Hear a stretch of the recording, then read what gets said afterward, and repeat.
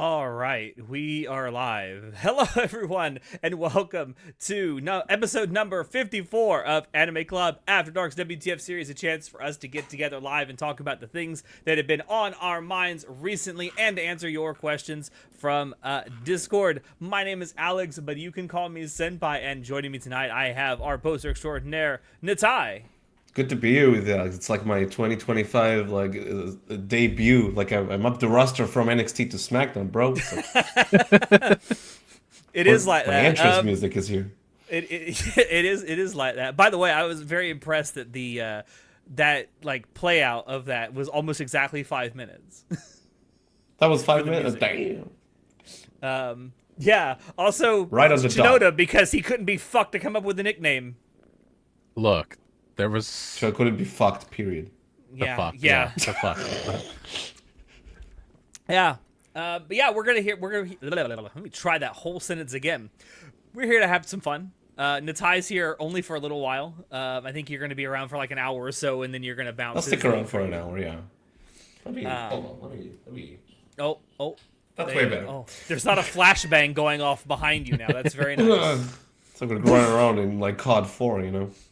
Flashbangs all around. Best COD. Noda coming in Truly. last second. No, Noda just coming in last. Wow. Also, Even though we I have a was new here. feature now, and I want to test this out. So, boom. Oh, Is it boy. a feature? I've turned on the comments on stage thing. So now when people type down or send us comments, they should So- show up in the bottom right. So every time Soon posts smut, it will appear on the screen. That's what you're saying. Yes, soon post smut. No, don't do No, that. This is YouTube. Don't do that. Don't do that. Don't encourage him like that. Seriously, he will This do man it. has no limits. So let's start off with a couple of questions from our Discord server. The first one, I got salty chips and sweet mint chocolate. Today's my rest day before we move to 3-on-1 off. So I'm enjoying my last chance at laziness. Hey, I'm proud of Good you for though you. for getting in Good the for gym, you. man. Look at that fucking ice cream scoop over there. Look at that.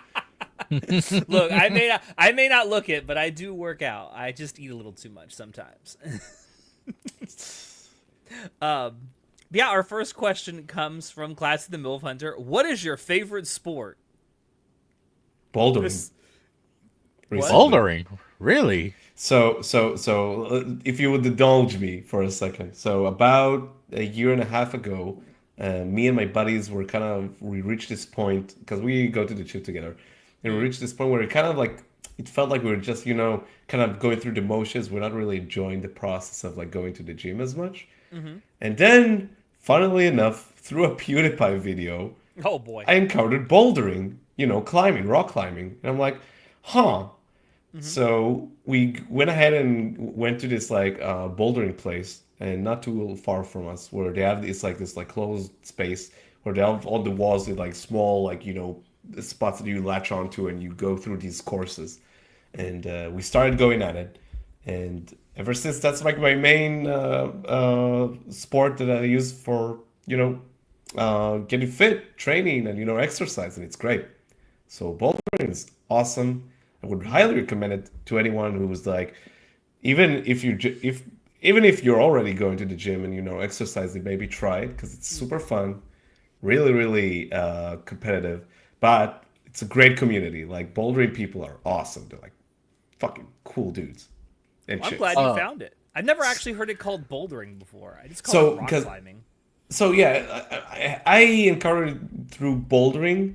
It's also rock climbing. I think bouldering is more specific for the actual indoors sport, because some people go out there for rock climbing. Yeah, but which is a the little more actual- dangerous. Let's be honest. Yeah, Extremely it's more. Yeah. yeah, but bouldering is really fun. It's really chill. Again, it's a really cool community. Give it a shot. Try it. Natai, let me ask, what level have you reached? I kind of been on and off ever since I came back from Japan. Only recently I got more into it consistently. Currently I'm doing V3. Okay. That's the one I'm going through. Like before Japan, I almost I got to a point where I could complete V3 courses pretty consistently. Now I'm still trying to get back into it, but Yeah, it's fun. It's super fun. Super. It's like a game because you're like going through, ranking through levels, and the more you go, and the more complex courses you encounter. It's super fun. Okay.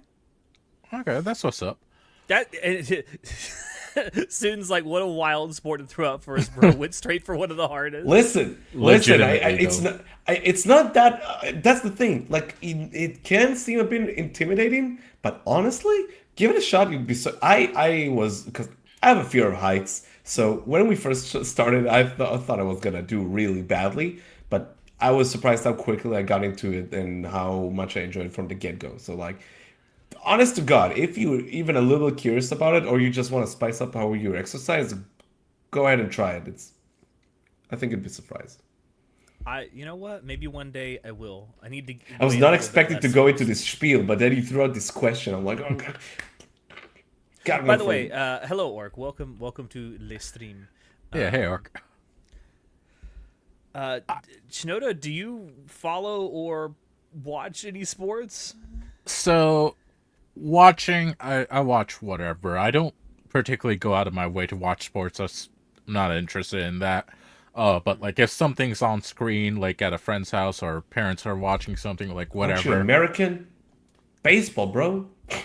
I mean, if it's on screen, sure, whatever, I'll watch it, but I'm not that into it. I'd much rather actually go to a stadium and actually watch the game, like, personally. Like, I get a lot more hyped and a lot more involved when I do that.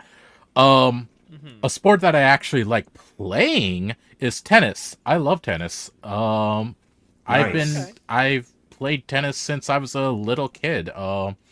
Really? Way back in the old country, actually. Ye So olden days. Ye the olden old country, times. yeah. So I've been The playing it. fatherland. Oh, Motherland? Yeah, Motherland. Been playing it since I was a little kid, and like I haven't played it in years now, but like I do always enjoy playing it. So between that, swimming, yeah, no, that's Okay. what I prefer. Have you tried squash? Squash? Yeah. That's like the one person tennis. Not one person, but like, solo tennis type of game. The fuck Where is solo you tennis? What? where you play against the wall, so to speak. Where you Oh, like that. Oh no, I've never done that. I mean, I'd like to try it out. It seems like pretty fun, but my dad loves that shit. I don't know. I feel like the competitive part of like playing against another person, whether it's for fun or not, is like the fun of it. You know, just like there's a little bit of competition, whether it's in like actual competitiveness or just good fun. so you can go, yeah, fuck you, Get fucked, boy. get fucked. Yeah, I used to play tennis as a kid. I don't know why I ever stopped. Maybe I should try and get back into it. You need there's- a sports anime with hot chicks, and that will get you going. There you go. I Or mean, hot guys. There is a tennis anime, Prince of Tennis.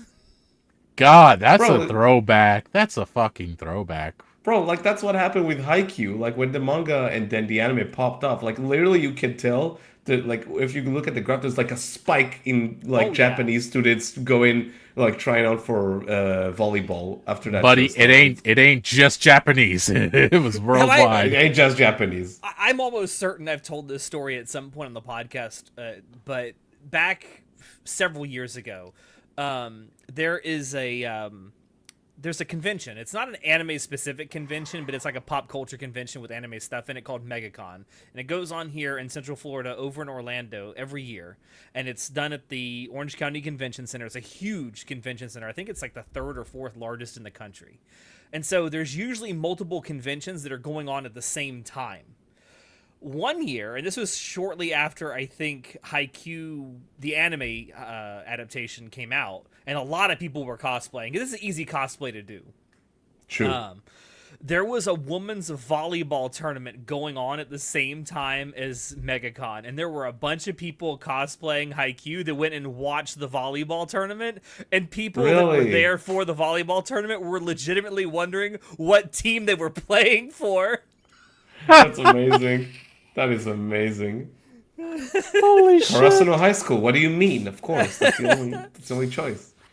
They were so confused. Like, I don't recognize his uniform. What school are you from? What team are you playing for? That's amazing. Florida has. There's the no way he inferior plays Orange with County. that Fuck redhead wig. How many orange counties do you have in the States? I need to know. A lot. 'Cause A lot. Orange, Why? A lot. Orange Why is County that- is a what- particularly like popular county name. Why? Why don't you? What, doesn't make sense. Why have multiple orange counties?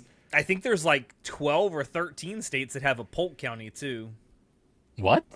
Why? Why? Can't you name your county something not A as? lot of people like James Polk. I mean, they think he was a great president. I don't know. Oh, that's. It's So named I- after James Polk. Yeah, But Orange County is named just after orange. sure. It's fucking bullshit. There should be some Apple counties. I don't know. Bro, where's my watermelon county? Right? Wait, hold on. Depending on where, that might be racist. Whoa. Oh my god. Whoa. We're not going down there. We're not. Next, Stop. next, you're gonna say, "Where's Fried Chicken County?" Hey, hold on. Let the man cook. He needs some milk. There are 34 cities in the United States named Athens. This is true. I didn't know that. What the fuck? You freaking Americans, you just can't help yourselves. Bro, you don't need help. You're just running. It's running itself. You know, all the stereotypes. It's true. Yeah, can't even argue. Really can't. Getting back to sports, though, there's a lot of I sports. know, right? There's a lot of sports that I generally like. Baseball definitely being one of my favorites. I'm also a big fan of motorsports. This weekend is the Wait, do you Indy still 500. enjoy- Let's go. Do you still enjoy baseball even though your team sucks? Excuse me. First of all, fuck you. Bro, you guys keep getting crushed, man. What can I say? I'm just saying facts. You know, ever since you became a baseball fan, and especially since you're a Mets fan, I actually hate you. Okay. You've created me. I have created I am a your monster. creation, bro. You can only blame yourself. You brought this upon yourself. But no, speaking of baseball, I was gonna mention this later, but I'll mention it now since I am talking about it. So being born and raised in Central Florida, I am a Tampa Bay Rays fan. They are my team. But Evan Longoria, who was a longtime player for the Rays, announced that he will be retiring in a few days, as a matter of fact. On How old is he? On June 7th. How old is he? That is a great question. 39. He will be 40 Look at years that old young later buck. this year. That young buck retiring at the ripe old age of 39. That's kind of old for a baseball player. Yeah, I'm it's just old. kidding. I'm fucking with it. But no, so he was a longtime player for the Rays. But back in 2018, he played for the Rays from 2008 to 2017. And then from 2018 to 2022, played for the San Francisco Giants. And then in 2023, played for the Arizona Diamondbacks. But the Tampa Bay Rays are going to offer him a ceremonial one-day contract on June 7th so he can retire as a Tampa Bay Ray. All So, right. Okay. congratulations. Get He that was money. he was one of my. Well, he is my favorite Rays player of all time. If you're not counting some of the people that ended their career with the Rays, but were known for playing for other teams. Is he noticeable for being a Rays player, or was he on a lot of different teams? He'll be thought of as a Rays player. That'll Okay. be his legacy because he played for them for so long. The bad thing is, in the last few years, he's been plagued with injuries, and so his numbers probably aren't quite good enough to ever justify being in the Hall of Fame, which is sad. That's a shame. Would you say he's But- a top of the mid card of the Rays pantheon? I mean, I would say he is probably one of, if not the greatest Rays player of all time. Okay, so Damn. he's up there. Okay. But yeah, he's going to end his career with 7,306 at-bats, 1,930 hits, 342 home runs, and a batting average of 264. So, it's not bad numbers. It's just not necessarily Hall of Fame-worthy numbers. I see. But Gotcha. I'm proud of him. I'm glad that the Rays are doing this. I hope they offer him a job in some capacity in the front office. Yeah. Because he kind of deserves it. He loves Tampa Bay. He loves the Tampa Bay area. So Can they offer him like the role that that George has in Seinfeld, where he works for the this is the traveling secretary. exactly, yeah. Sure, sure. One thing I do hope the Rays do is retire his number. He wore the number 3 for almost all of his career, so I do hope they retire his number. That's dope. You were about to talk about motorsports for a bit that you did Yeah, as the well. Indy 500 is this weekend, so I'm super excited about that. It is the event I look forward to the most every single year. Do you go there in person? I've you? never been to the Indy 500 in person. I would love to go. It's one of my bucket list things. I have been to the Daytona 500 a couple of times here in Florida. Daytona. But yeah, I love motorsports. I started getting into that when I was like 4 or 5 years old. Here's a PSA for you, boys and girls. If you do go to racetracks or drag strips, like I did a lot when I was a kid, wear ear protection because you'll grow up to be Yeah, like no me, shit. and you'll have tinnitus. Oh shit! Actually, You'll be in your mid-30s Yeah, and he have does. really bad tinnitus. I didn't know that. That's news Yeah, to he has me. What the tinnitus. fuck? He's talked about it multiple times. I have a constant. I have it in both ears. It's way more noticeable in my left ear though, and it's like it's really bad. But I've had it for so long now that I've kind of gotten used to it. But yeah, that's a PSA for you kids. If you do go to a race, please wear ear protection. All right. I never got a chance to go for something like that while I was in the States. So definitely next time I visit, if I manage to like see it in person, like that would be awesome. But I did enjoy that one day when we went to that racetrack. Was that yeah, in I took you to Daytona? Daytona. Yeah, I took you Yeah, to that was Daytona. lovely. That was awesome. Like we had a great time there. You like the part where you had to walk up the banking and you're like, oh shit, I can't do That this. Bro, I didn't expect that angle. I was like, oh wait, what? It goes like it's that steep? Can't wait Shit's for the crazy. 500th Indy 500 in 2411.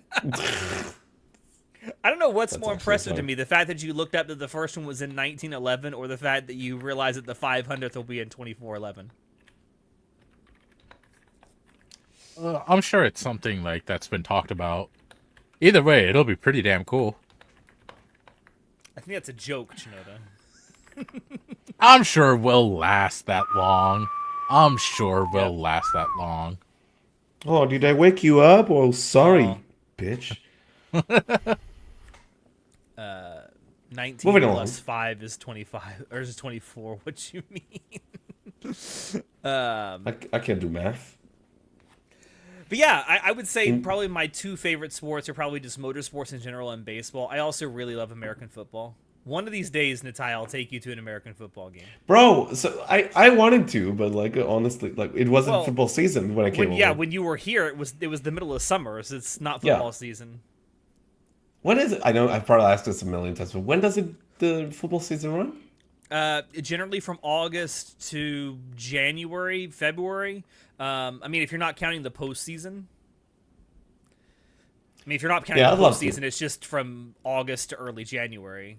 Like I love my time going to baseball games with you guys. Like I had a great time. The crowd was always spot on, flawless. Thank you, Americans. It's a fun time, If you do come over to the U.S. and especially during football season, I would happily take you to an NFL game, a professional football game. I would much rather take you to a college football game.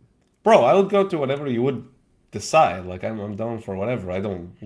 Honestly, Just- our soccer games are pretty fun as well. They're not South American soccer games. Nah, but bro, they're I still need the pretty prime. Not- I you're need not prime English Premier Americana. League soccer. I need prime Americana in my ears, bro. I need all the disgusting fans just shouting profanities at each other for playing so badly, you know? I need that shit in my veins. I'll never forget that. Shout outs to that one dude in when I went to that Mets and Padres game in what's the name of that stadium? The Mets stadium. City Field. City Field. Shouts to that one guy who wouldn't let off the hook. What's the name of that poor fella from the Mets?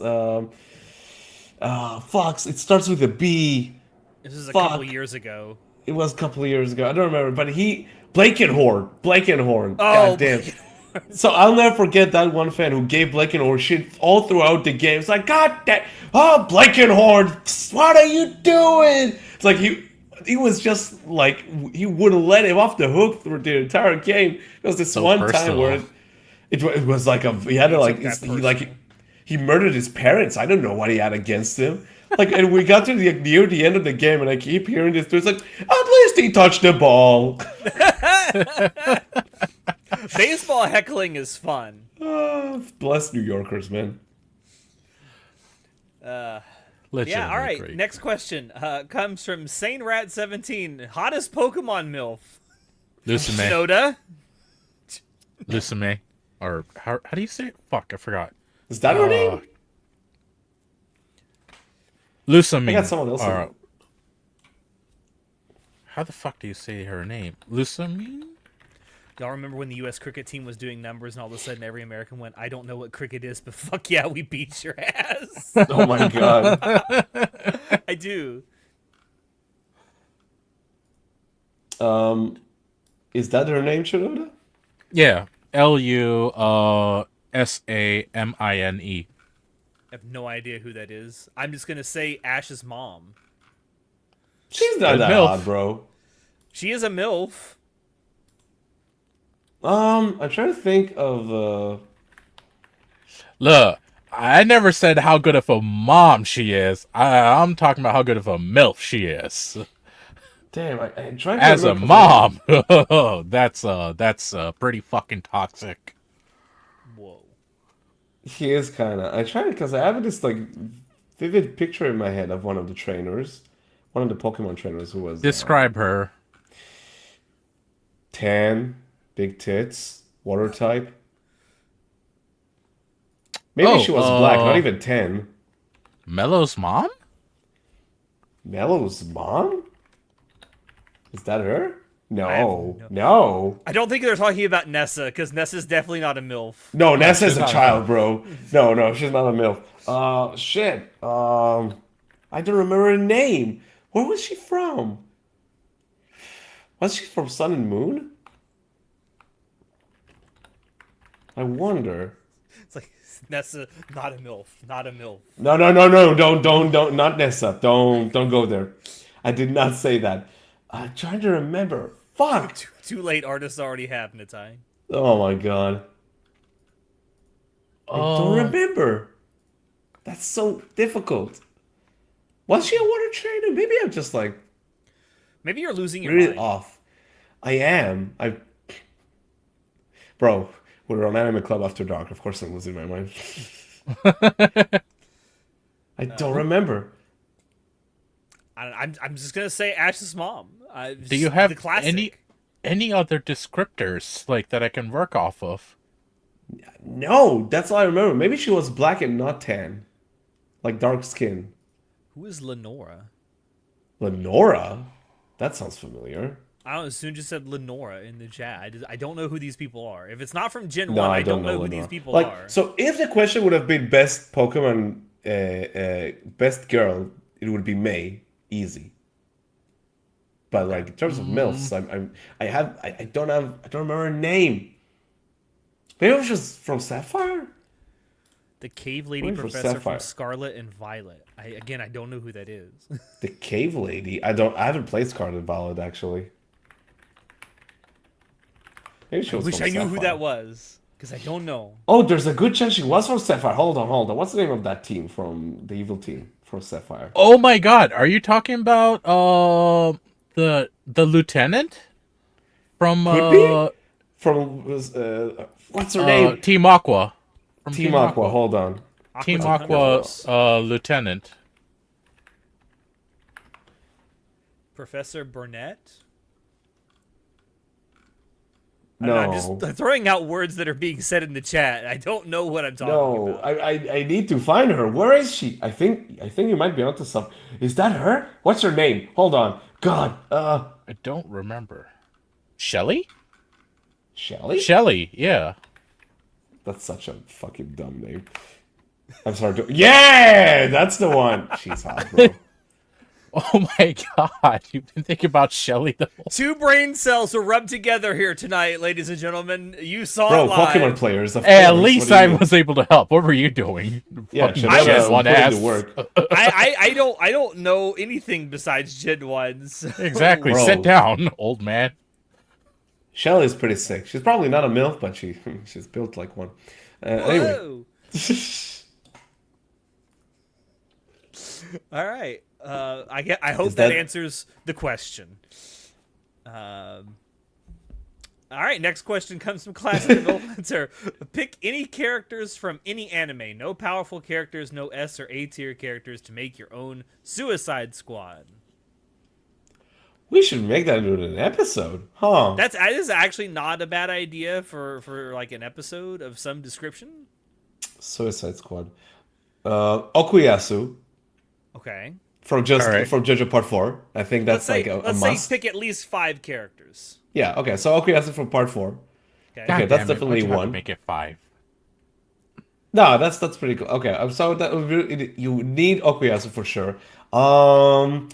I would probably throw in, because he's like super powerful but really really dumb.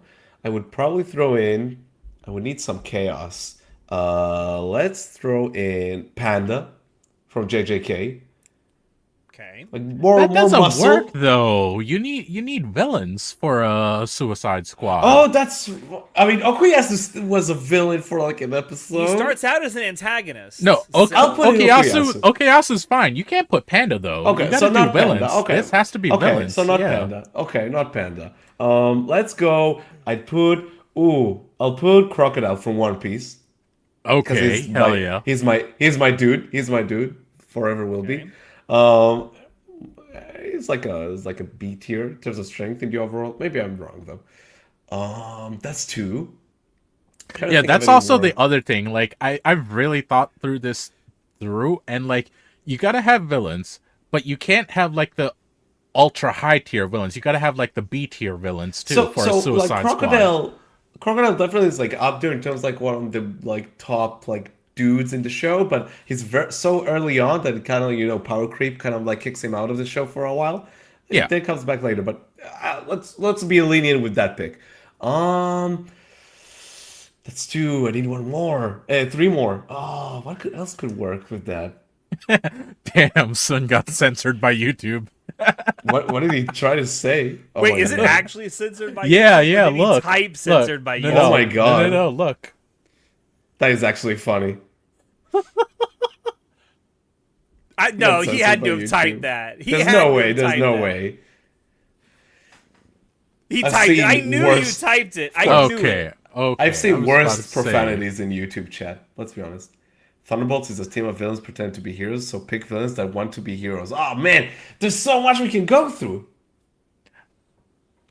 I mean, Thunderbolts doesn't have anything to do with it. We're thinking more Suicide Squad. And, like, they're not trying to be heroes. They're just villains being forced to do heroic shit. That's a tough question.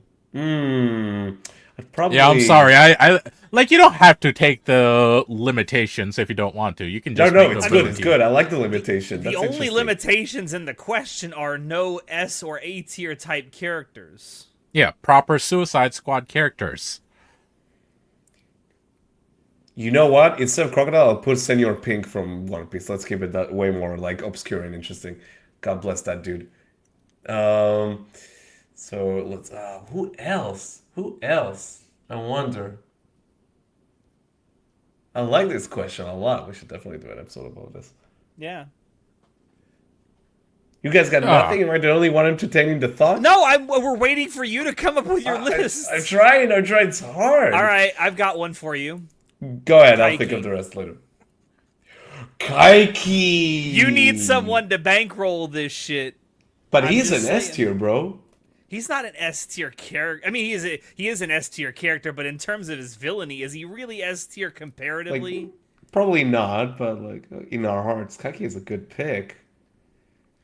I wonder Because who you need else someone could- to bankroll this whole thing. You need your Suicide Squad esque like Tony Stark like character. I know those are two different fucking. Then Shut that up. doesn't fucking count. I swear to God. I know those are two different fucking universes. Shut up, you nerds. But, Mr. Two Would Mr. One Two Clay. Von Clay work? I mean, I guess, but he later on really, I mean, it would work. But he's too powerful, you know. He's too beautiful and Utsukushi-esque. Watch One Piece, it's great. um, Von Clay would actually be pretty good. I've got another one. We need an explosives expert. You don't know this character yet, but Oh Megara. no. Oh, okay. I thought you were about to say Megumin. No, no, she's not a villain. She's just crazy. But no, Deidara from Naruto. We need an explosives expert. And Here's the problem, and like this is actually gonna fuck with my list too. I forgot about this. The S or A tier. Deidara is definitely A tier. I would say he's B tier. No, the fuck he isn't. High B. A high B. I'd argue he's A tier. I would argue that he is A tier terrorist. Oh, throw in fucking Earwig from Earwig and the Witch. Fucking piece of shit. I'd let her die instantly. Fucking throw her in there. Holy shit! She could be cannon fodder for all I'm concerned. You know? Sure. We'll throw Earwig in there. What Why the not? fuck, Natai? I'm so upset about that. The fact that Alex made us watch it. I didn't make you do anything. You watched it of your own accord. Goro Miyazaki, the worst villain. There you go. I'll choose Goro Miyazaki as part of our Suicide Squad. Because he's I do like this question quite a lot. I mean, she's stronger than Captain Boomerang. Captain Boomerang is, man, it should be such a fun character. I can't believe that Suicide, the original Suicide Squad Stupid movie. character. But that got makes another- it so much better. I've Yeah, got another that's idea from a character we could pick from JoJo's. Whole Horse. Bro, Whole Horse is such a Suicide Squad character. That's I like know. Actually, yeah. such a fucking Honest to Dumbass. God, better than Okuyasu. probably. I just For like the like. I was Suicide trying Squad? to. Yeah. I was trying to think like of like optimal, like something optimal. It's like okay, we need this character because that's wrong. But honestly, yeah, Whole Horse is way more thematically fit for. That. Maybe not as fashionable as Okuyasu, but Try to Alright. like other characters that are very Suicide Squad-esque because like it's an this interesting is fun like experience. legit. This is a good like a good episode like idea though, which maybe we should save this for an actual episode. Oh, I actually have Thank some you for the answers. Should question, I should I yeah, not? if you Yeah, got a go couple for it. answers, throw them out. Okay, so because this question was from a while back, I was gonna complete the list later, so I don't have a complete list yet. Also, I forgot about the S tier / A tier. It's the A tier part that's really gonna fuck with my list, so I'm gonna have to rethink some things. But Yeah. right now, I have Hisoka from Hunter x Hunter. Is Esdeath, Esdeath from is that the Akame Kill? Kami got killed. Yeah. Okay. Hisoka's definitely up there. Not necessarily A tier, but pretty fucking powerful. High B tier maybe. Especially when you compare to the rest of people from his verse. Esdeath is definitely A tier. Woman fucking freezes armies on a whim. Freeze me. Yeah, and Twice from MHA. Twice is a good pick. Twice is a really solid pick, honestly. I was thinking of MJ, but it's probably like the best pick for that. There's a few how- characters you could put in there from MHA. How many are you caught up on My Hero Academia, Shinoda? Anime only. Yeah, And I anime haven't only. You've watched seen the- Vigilante. No, but like the main series. You've seen Yeah, the yeah, seventh yeah, I'm season. up to date, Okay, yeah. okay. Cool. Sweet, sick. Buggy from One Piece. Dude, if only some of you fucks would have watched One Piece. I have so much to say about Buggy the Clown. God damn, this fucking show. I won't like, get into spoilers, but like every now and then you watch a show and you come across this one character and you're like, okay, that's like a fun like one-off thing that having going on here. Like that's cute. And then they come back, and every time they're back, you're like, how are you still in this fucking show? How are you even here? I'm sure in Naruto you have this one character. Like in every long-running show, you probably have this character. But Buggy the Clown is the prime example of how like a character like that and how you do it right. Oh fuck, man, I love Buggy the Clown. Does, without spoilers, does Buggy get a glow up?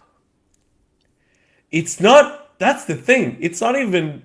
No, he doesn't get a glow up. But the way he fits in the show, every time he comes back, you're like, that is so stupid. I loved it. I love it. Fucking brilliant. Huh. You know what we Okay. haven't. You know what a type of character we haven't thought of for our team yet, though, is What? the Okay. comic relief. Buggy is a great comic relief character. No, Jacob, I won't. I won't spoil it. But like, you see, it's so good. I've got a good comic relief character to round this out. Okay. Kovani from Chainsaw Man. Oh my! But is she a villain though? She's not willing. It doesn't matter. She's a fuck up. I mean, you want you want someone funny? Give fucking power. She's basically a villain. yeah. I If I was love gonna how. if I was gonna go for someone who's villain-esque, I mean Makima, but I really wanted some comic relief. No, I Buggy mean, power's is great. definitely what's it called? But see, Comic Power I relief. feel like is only funny or funniest when she's with Denji. Oh, that's true. It's a duo. They're a duo. Yeah, dumbass duo, the two brain cells. Natai, you were trying to say, I'm sorry. Didn't mean to interrupt. No, just as I said, I do agree that Buggy is a great pick. Yeah, I get comedy is an interesting pick, but again, she's not necessarily a villain, so She's not. I wouldn't I count wouldn't her. exactly call her heroic either. that one creepy assassin. Yeah, guy but from like she's episode on of the Cowboy hero Bebop. side. Oh, what's the name of that episode? With the clown, not clown, the fucking weird round guy that Spike fights. That one weird episode in Bebop. LeFou? Is that the guy? Hold on. I think I know who you're talking about. I don't remember the name. LeFou? That's his name. LeFou. Matt Piero. Oh! Matt Piero. Oh, That's yeah. a great pick. That's a great Not- pick. I thought of someone, not necessarily a comic relief, but an agent of chaos. Isaiah. But see, that's even in his own show. That's an S tier character. He also True. drives like well, not most, but a lot of the antagonism. Too powerful. I feel like he's a little too much for his own like universe. It's a great character, great antagonist. But his whole thing is he doesn't have any powers or anything. It's just mind games with him. Yeah, but Like- it's still. I would say he's at the very least an A tier character, if not S. Yeah. Ah, damn, that's such a fun choice. This is too. why it's a good question. It's like we're thinking of characters that we don't normally think about, like the B tier characters. But yeah, this is a great like this idea for question. an episode we could do on the podcast at some point, which we probably will expand this. This is really fun to think about. We'll move on to the next question Okay. from Awesome. New Vegas Thank you for Savior. the question. Yeah, thank you. Yeah, thank you for this question. This question comes from New Vegas Savior. If you went back in time to the times of any of your ancestors, what time and place would you choose? Oh, that's easy. Natai, be You guys- very, very careful about that. I was about to say, I don't Don't- think I should. don't do it. I don't think I should answer that question. I don't think you should choose any time between 1920 or 1945. Back to my ancestors.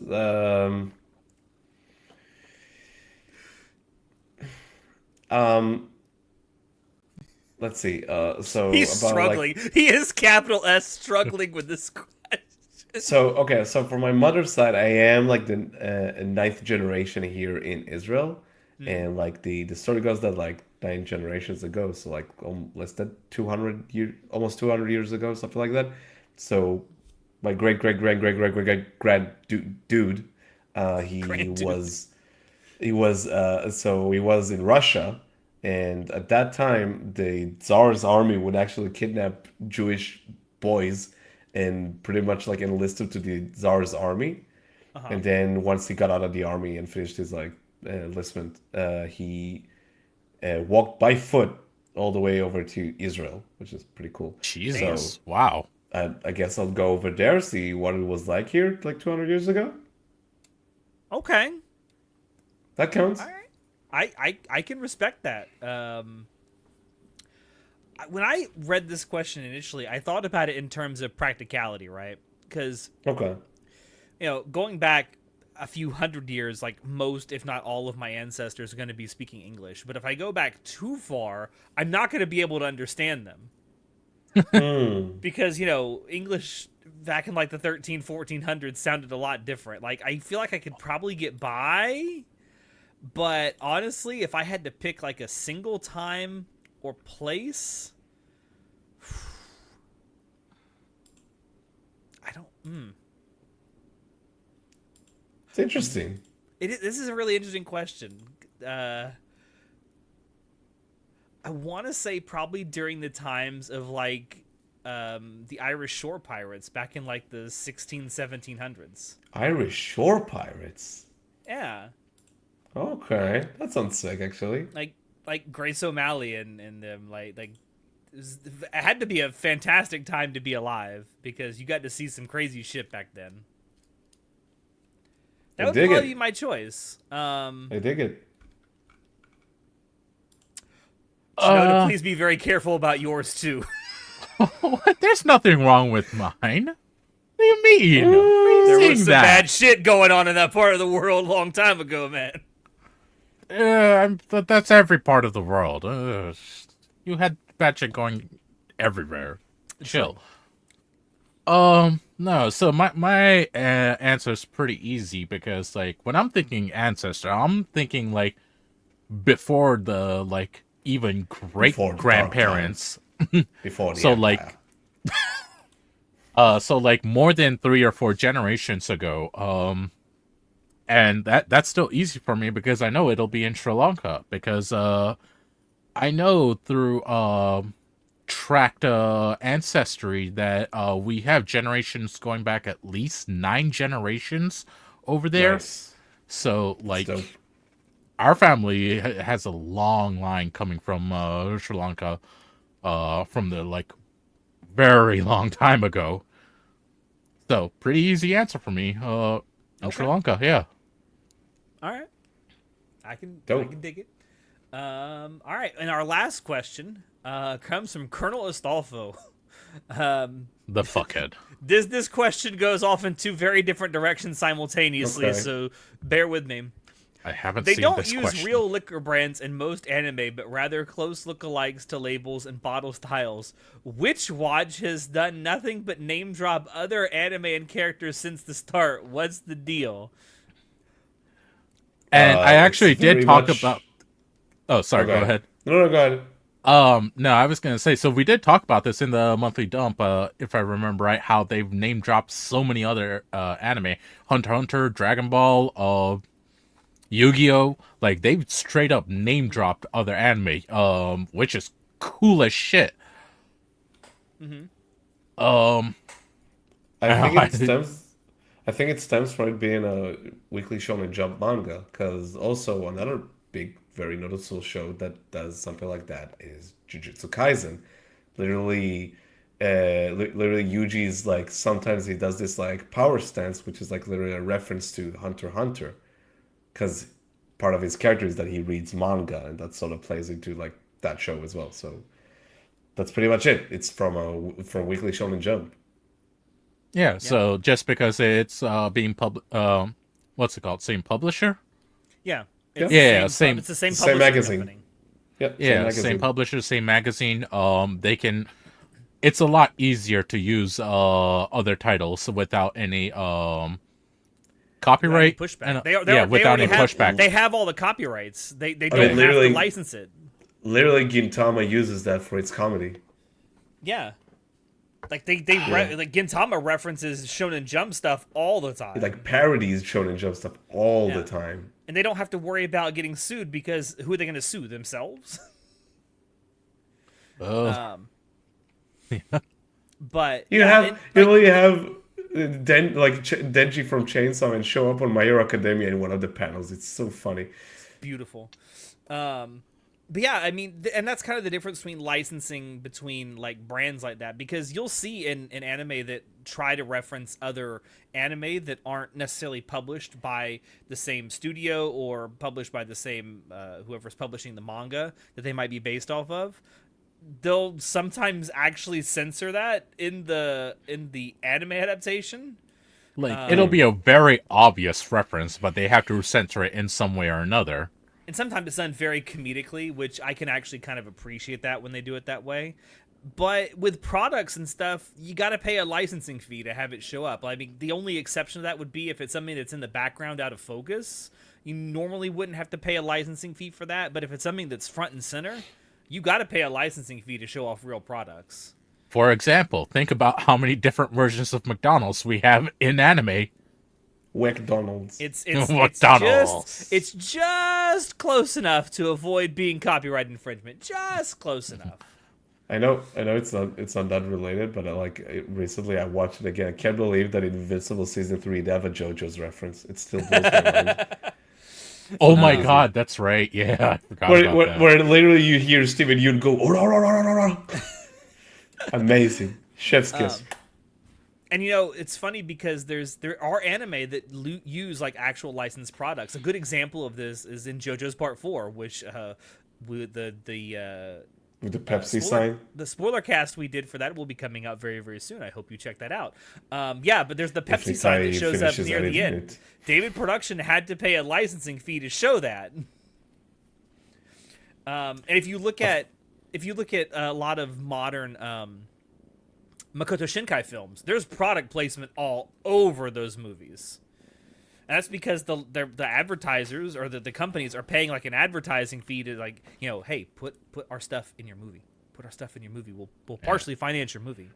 I have so many mixed feelings about that. On one hand, real life shit in those works. On the other hand, it makes financing projects a lot easier, so I can't blame them for doing it. I don't know. I don't mind it so much when it's done seamlessly, you know, like when it actually makes sense. But when they go out of the way to, like, you know, put front and center a product, it's like, I get it, you're advertising to me. What do you mean? But then we wouldn't get the beautiful image of C2 eating Pizza Hut. I know. That was seamless. I darn. Beautiful. Do you know what the funny thing about that is? All these years learning that Cheese-kun actually predates that crossover. That's crazy. Yeah, I thought it was for the Cheese-kun, show. Cheese-kun was a thing before the Code Geass Pizza Hut thing. Yes. Holy shit! Amazing. And Code Geass is by far not the only anime that's done any kind of crossover with Pizza Hut in the past. Monogatari did it. The only difference was it wasn't in the anime. In the manga only?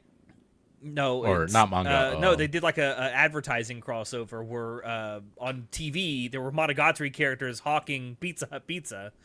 Oh. Shit, I would have went out and bought some pizza. But yeah, that's really the biggest difference, and it's kind of up to the individual like creators how they want to go about it. I mean, you look at JoJo's, the whole reason that they localized the stand names, because they don't even bother to localize the stand names for the Japanese release. They're straight up saying it right up front. Like there's no hiding it. But in the West, there's, even because generally I think a lot of these bands and musicians wouldn't care that they're using the names and that's all they're using.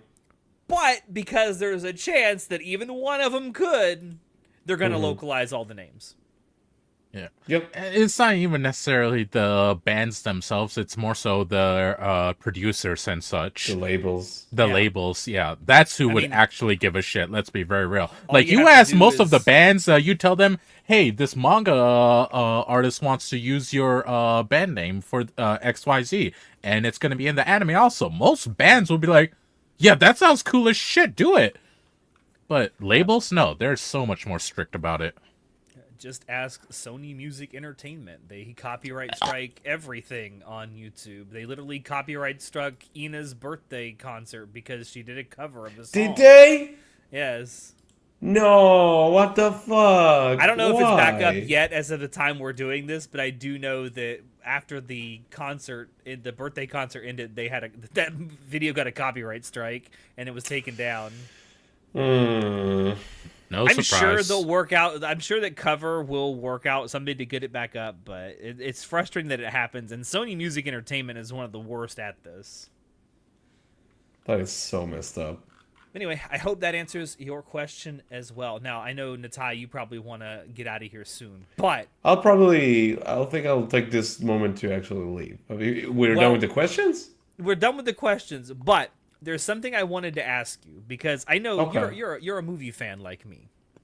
I do partake in enjoying films. And not just anime films. You're just a film guy. You like going to the theater, watching movies. Yeah. You like watching movies with your friends. Yeah, I love film. Okay, let me ask you something. Do you think that if you ask a theater worker, they should be able to tell you whether a movie you're going to go see has an after credit sequence? Sure.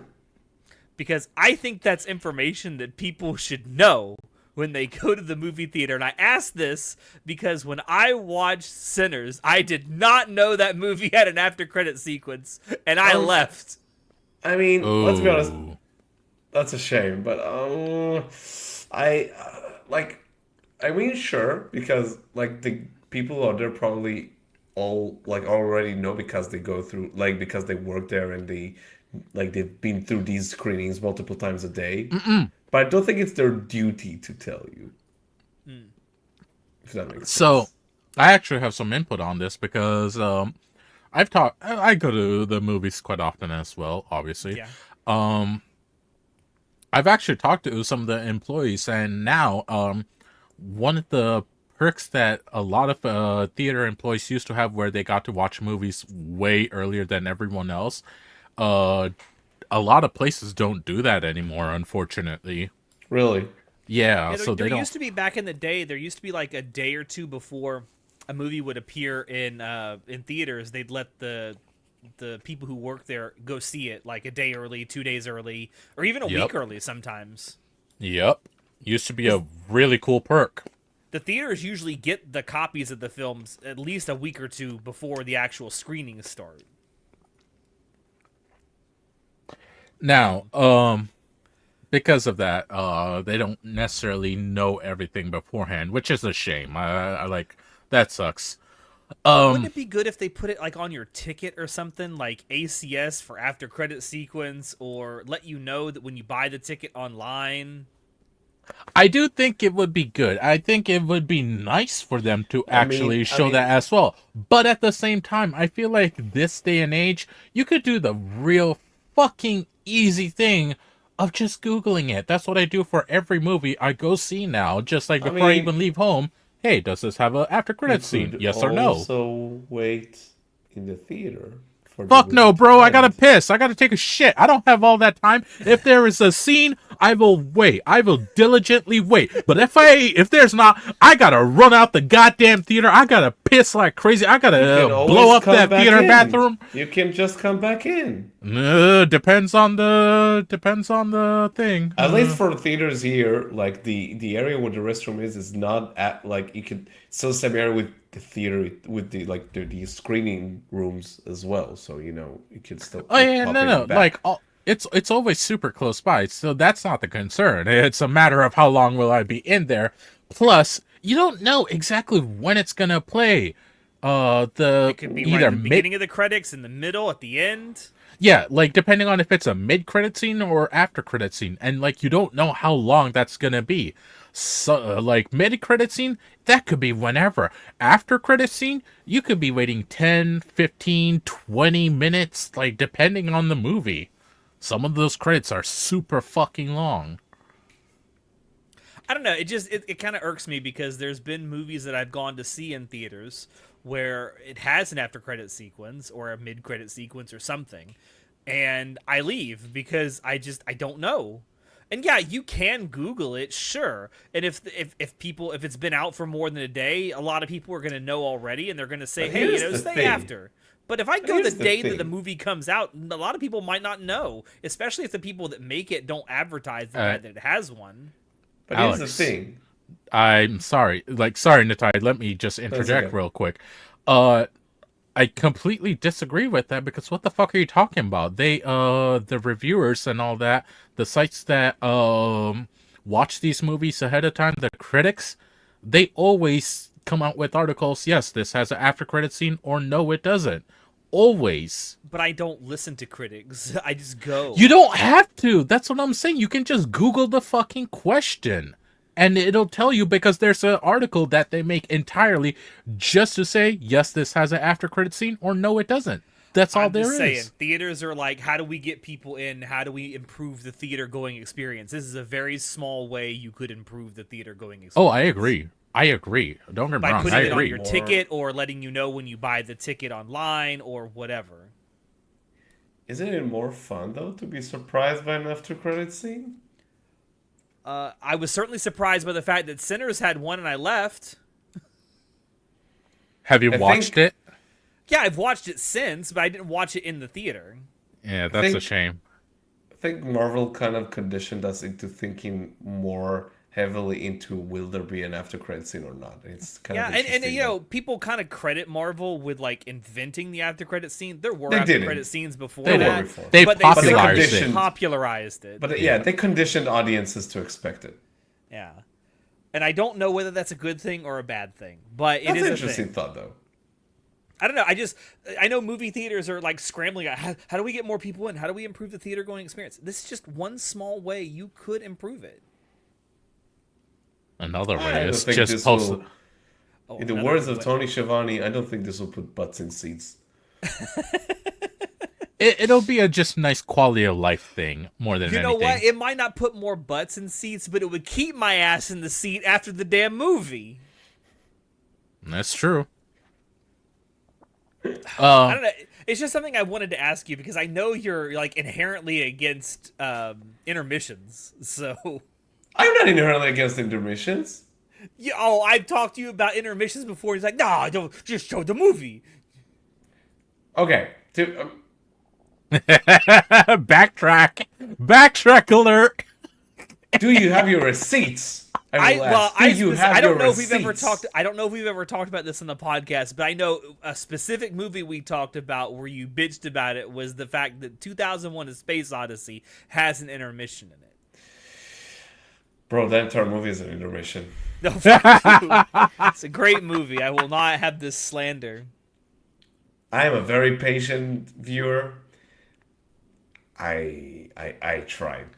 I tried to meet that movie halfway, halfway down the road. I can't. I'm sorry. I need to try again. sorry. Last time I tried was years ago, and I could only make like 15, 20 minutes in. I need to try again now that I have more I respect patience. it. I respect it. Mm-hmm. Didn't enjoy it. Let me ask you a question then about intermissions. How long would a movie have to be where you say I need an intermission at some point during this movie? What would be 3 like the hours. minimum length? But here's the thing. Okay, hold on. Here's the thing. A 3 hours movie, paced well, can fly by without you noticing. And yet a 90-minute movie can feel like an eternity if it's like not good. Earwig and the Witch. So no, actually, that movie flew by for me. For better or for worse, that movie flew by for me. It depends. Like I don't. Okay, so nowadays I'm not against intermissions as much. So I'll tell you what. Because back when I was way younger here in Israel, every movie would have an intermission. Now, kid me would be like, play the fucking movie. I'm not going anywhere. I'm not. It's not like I'm going out there and buying more drinks and popcorn because I'm worried that it'll take too long and then I'll miss when the movie's like back up again. So I don't want that anxiety in my life. So kidding me would be like that. But now, like when I'm thinking about it, I don't know which movie. I think it was The Brutalist that came out last year. I think that Okay. one is like 3 hours long or 3.5 hours long, and it has like a 15-minute intermission in the middle. And when I read up 15 Adam, minutes. or God 10 damn. minutes. Oh, I That's was like about to the say. 10 minutes is like the standard length of an intermission. Maybe it was 10. Maybe I'm wrong. And I'm like, actually, that sounds about right, actually. So I think maybe my opinion has changed. Because I was like, yeah, when it's a long ass movie, maybe it's not that bad of an idea to give you a small break in the middle to, just go pee or something like that. You know, Okay. thinking about it, if it's over 2 hours, then I want a 10-minute intermission. I think that's reasonable. It just depends. Not every movie needs an intermission. No, yeah, not every movie, Two but I think like like if you were to standardize it, you know? no, because a 2 hour I movie I don't think needs an intermission. Like 2 hours is like a standard. Like I don't think that. Soon wants to know why you think that your Weekend the Witch flew by. Well, soon, if you wait to watch our movie Uh. review for Earwig and the Witch, which will be out pretty soon. My dudes, you didn't get the joke? He asked the which movie flew by you? I got the joke. I didn't. I got the joke. Shinoda. God missed damn it, that. Shinoda. That's two Flew for two. over me. No, the No, the witch whole flew reason over I you. bring this up is because I was looking at like 3 hour plus long movies, and I wanted to find like a list of like some of the 3 hour plus movies that are considered some of the best. And on one of the list, I found a movie from 1985. It's a documentary that is 9 hours and 26 minutes long. Now, please tell I me know you can what you're get through that talking without about. taking a piss, please. No, bro. No. I'm not even gonna go there. Not even trying. First think of all, a I didn't 3 even hour- know movies could be that long, but sure. I think 3 hours is like the minimum for for like an intermission to be considered, but not required. Okay. Like the wasn't Once Upon a Time in Hollywood, was that 3 hours? I think it's just barely 3 hours. Right? It was almost 3 hours, and like that movie is like No, it's nearly 4 hours. It's 3 hours Holy and 49 shit. minutes. yeah, and that movie doesn't even have an intermission. But I remember watching it in theaters and it's so well paced that like it doesn't like go quickly, but like you're engrossed and you're so like immersed in that world that they created, you don't even notice it. It's like at least Yeah. when I watch it for the first time. Well, it's like because one of in fact, my favorite movie of all time is Lawrence of Arabia, and that movie is nearly 4 hours long. It's 3 hours and 47 minutes, It's a long and ass that movie. movie flies by because it's so well. You know written, what? It's so well paced. You know what? One of my favorites, like the Lord of the Rings trilogy, the extended cuts, all like the second and third ones are like more than 3 hours long, easily. Well, And hell, man, even the theatrical cut of Return of the King quite is 3 long. hours and 20 minutes Yeah. long. good shit, man. Good But man. like Fuck these some of movies. those, you get so fucking engrossed. You don't need an intermission. You're just locked That's in. what I'm saying. Your That's body exactly what I'm forgets. saying. I mean, exactly what I'm Godfather Part 2 is 3.5 hours long. Though Is it? I will say, 3 hours, 22 What? minutes. oh wow, Part two? Is it that long? Godfather Part 2, 3 hours, 22 minutes.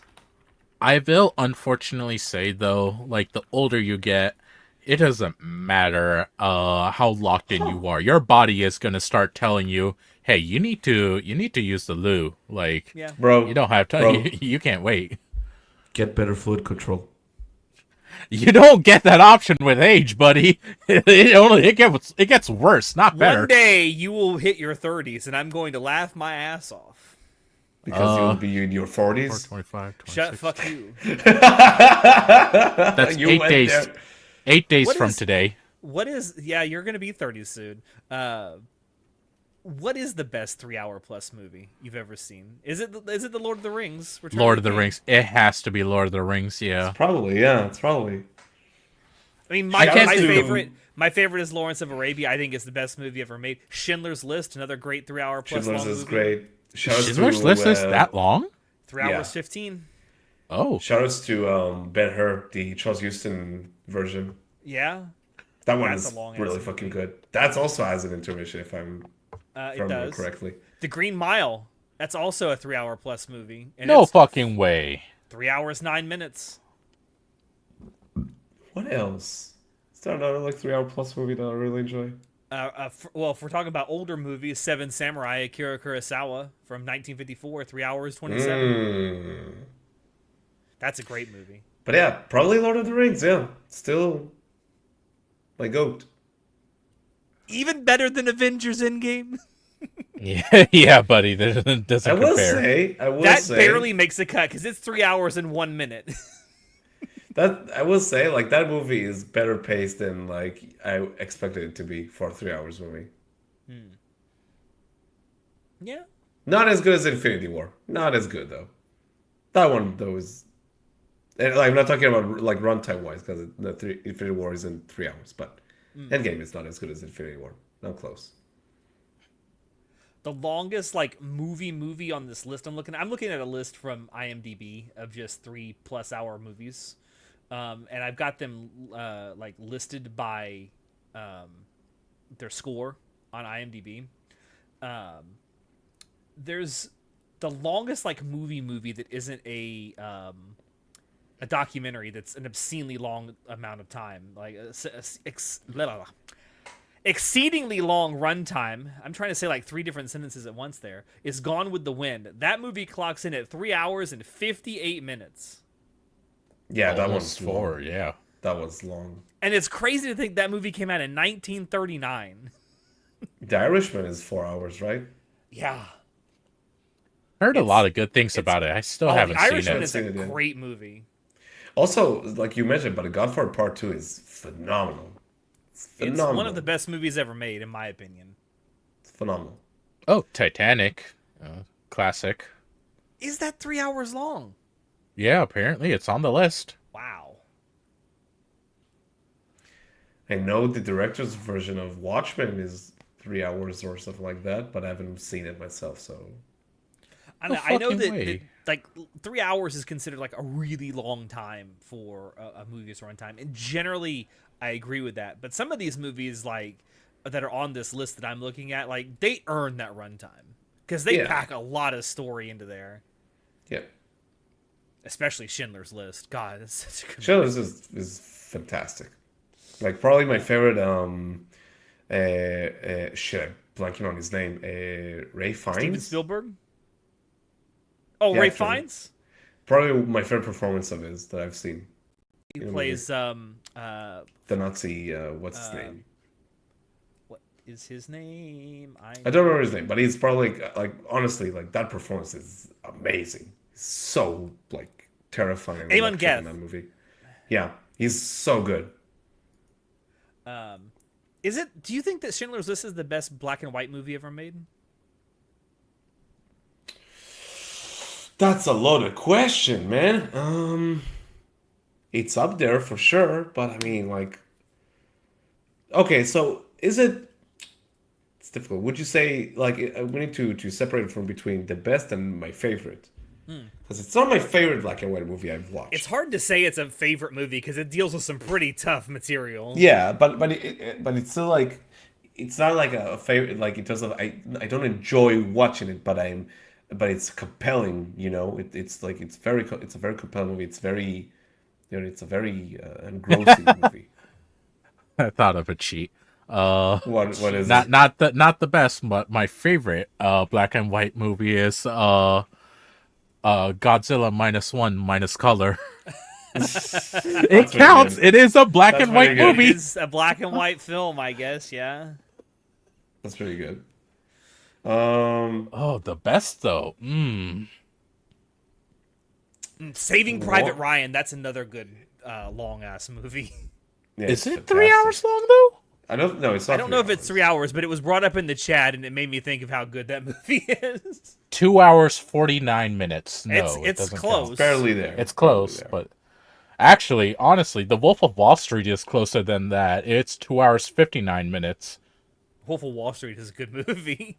Yeah, I really Back to your like that question movie. about black and white movies, because like I love some of the old Chaplin movies for sure. Ooh, The Great Dictator. That's a great Great black and Dictator white is movie. great, but like, I think one of my favorite flicks though is the shit, what's it called? City Lights.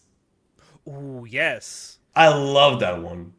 I love that one. It's great. City Also, Marx Lights is Brothers. fantastic. Some of those I watched some of those old, like, especially the slapstick like comedy stuff, like the old Chaplin stuff and the Buster Keaton movies, and I think to myself, all this was done without any digital special effects. They actually had to do this shit. Crazy. Like there's that Crazy. scene with the house falling on top of him. It's like they actually had to have him stand there and let the house fall on him. It's crazy. Dude, but you Alex, see something. sorry, I was just gonna say, don't you think, instead of Schindler's List, maybe Citizen Kane? I like Citizen Kane a lot, and I know a lot of people think it's one of, if not the greatest movies ever made. I think Schindler's List is a better movie. Or no, That's fair. it's a better story. And maybe But yeah, it's because Schindler's List is based on an actual event, whereas Citizen Kane is loosely based on the actions of an actual person. I don't know. Yeah, but it's a like I'm not gonna dispute your claim about Schindler's List being the best black and white movie, but It's a great movie. yeah, It's a hard watch, but it's something I think everyone should watch. it's a great movie. Yeah, Spielberg, man, like Spielberg. it's great. I don't know about his latest movies, but like during he had a run in those In the like 80s and 90s, he was like had an boom, incredible boom, run. boom, boom. It's nuts. It's actually nuts. Yeah. They really started the 100%. blockbuster movie trend. It's insane. Yeah. Are you gonna All step right. out now?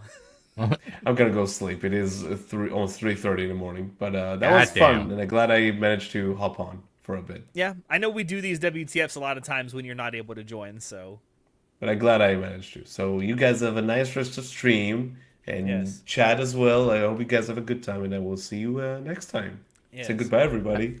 Say goodnight, everybody. Have a night. good night, bud. Wait, See where's ya. Kitty?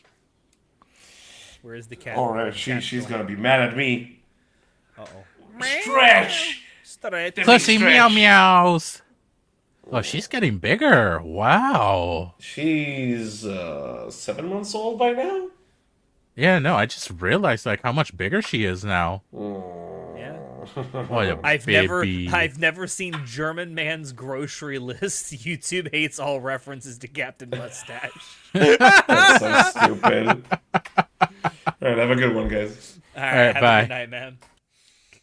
All so- right.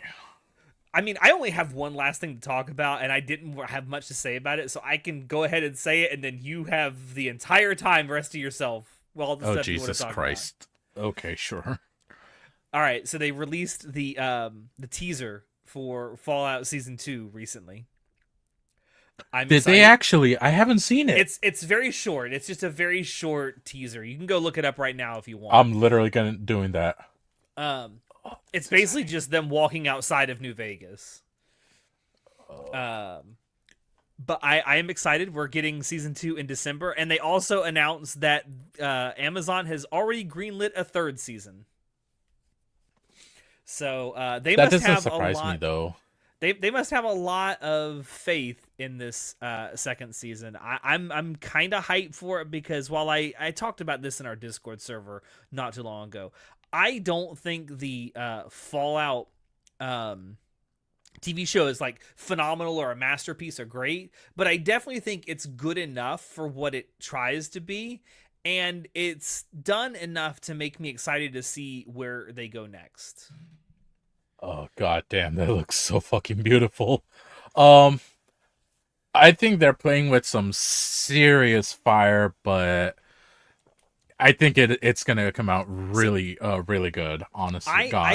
I've talked with John about this. In fact, I talked to him about this shortly after this first season ended. Was it last year? It's only been a year. Yeah. It was Last around year. this time last year, I think, when it was released. But I have a theory about what might happen in season 2, right? Because I think I'm going to preface everything I'm about to say with minor spoilers ahead for Fallout season 1. Yeah, minus spoilers. um What's happening Thursday, son? yeah, what is happening Thursday? I'm assuming Yes, he means you next going. Thursday. Yeah, Um probably. um but no, so we know obviously that they're going to be in and around New Vegas primarily. I have to assume, based on all the marketing that they're doing for the second season, kind of involving New Vegas in some way. They introduced House as a character in a flashback at the end of the first season. So I have to imagine that they did that for a reason. Like, he's gonna probably be a character in some way in season 2. Yeah, there's no way in hell they would just introduce Mr. House just to be like, yeah, just random guy in background, just fan service for people. No. That's gonna be big time. Mr. House is in this I mean, bitch. unless it's a misdirection that they're doing, in which case, I mean, I guess that's clever.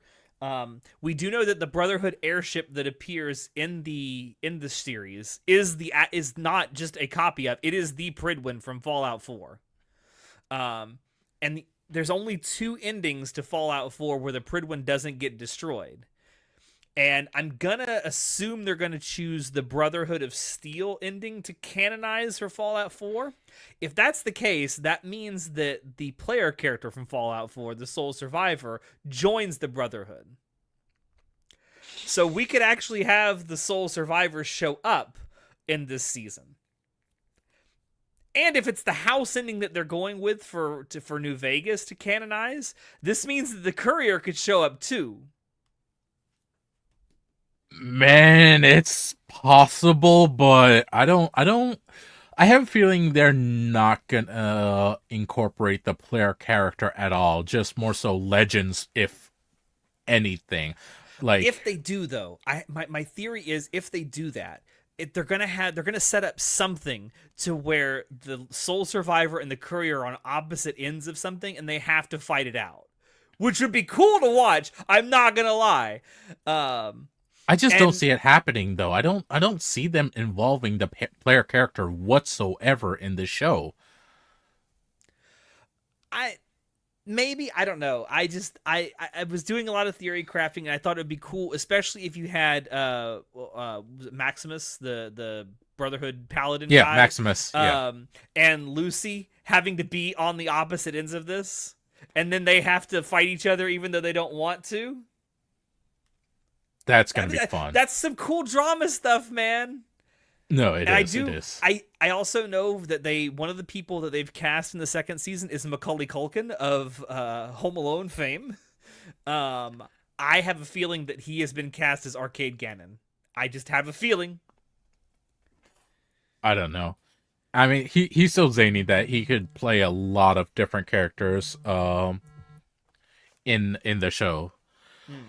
Uh, I'm very excited. I'm hoping that they don't fuck with the game narratives too much. Like, they can make a couple things canon, but I hope they don't overstep their bounds, so to speak. So it's definitely not set before 4. They've established that it takes place. It's like the most recent thing that's happened in the timeline. So it's taking place after Fallout 4.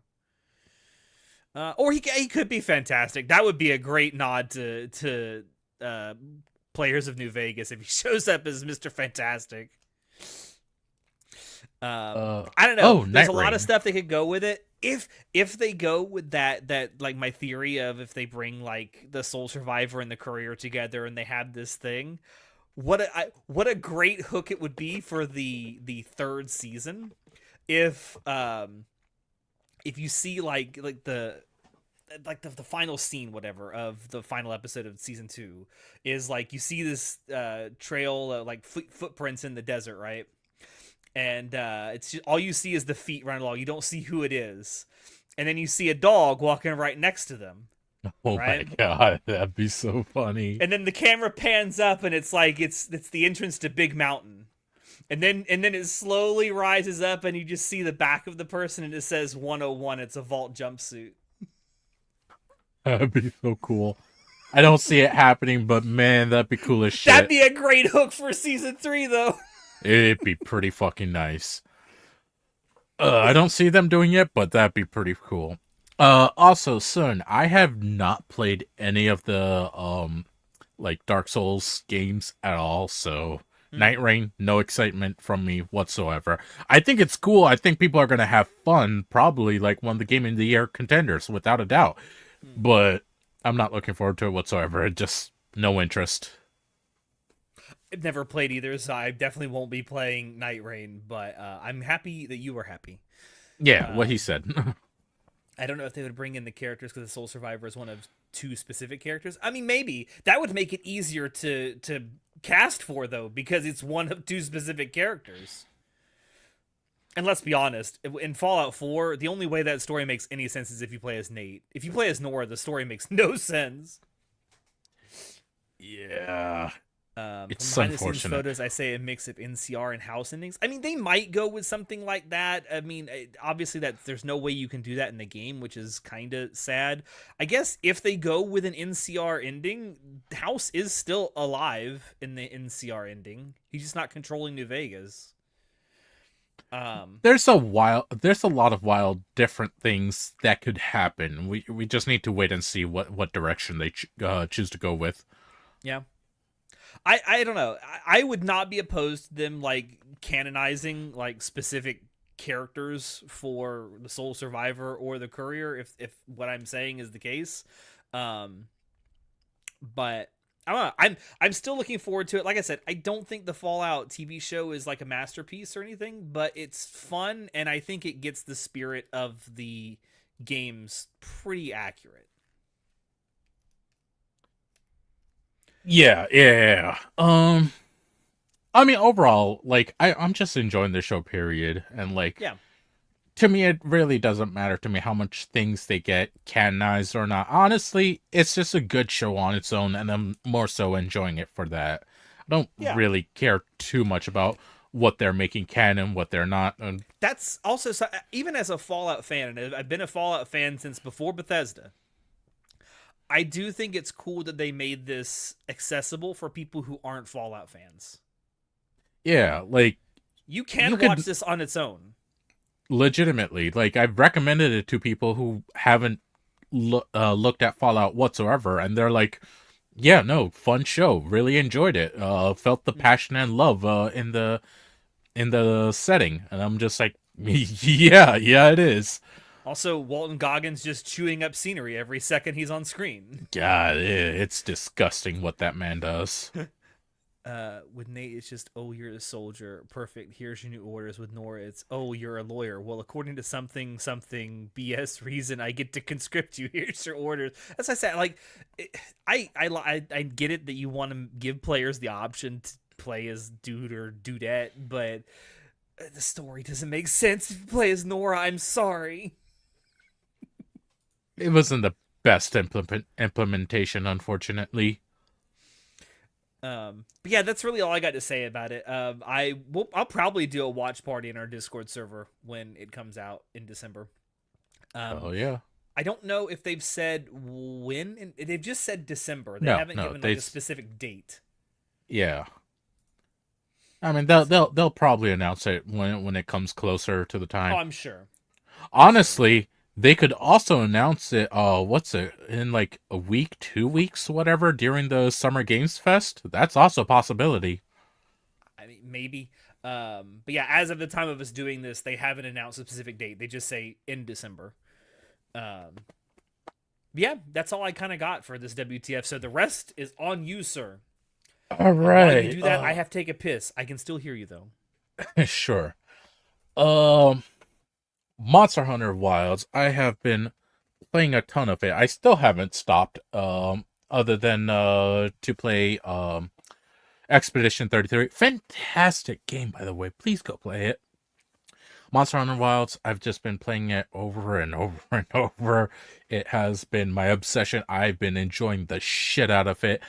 The last like 2 days, I've been going for arson rolls, which are endgame weapon rolls, and something's fucked up with the roles I'm going for. So like I'm trying to figure out what the hell I'm messed up with. But fun game.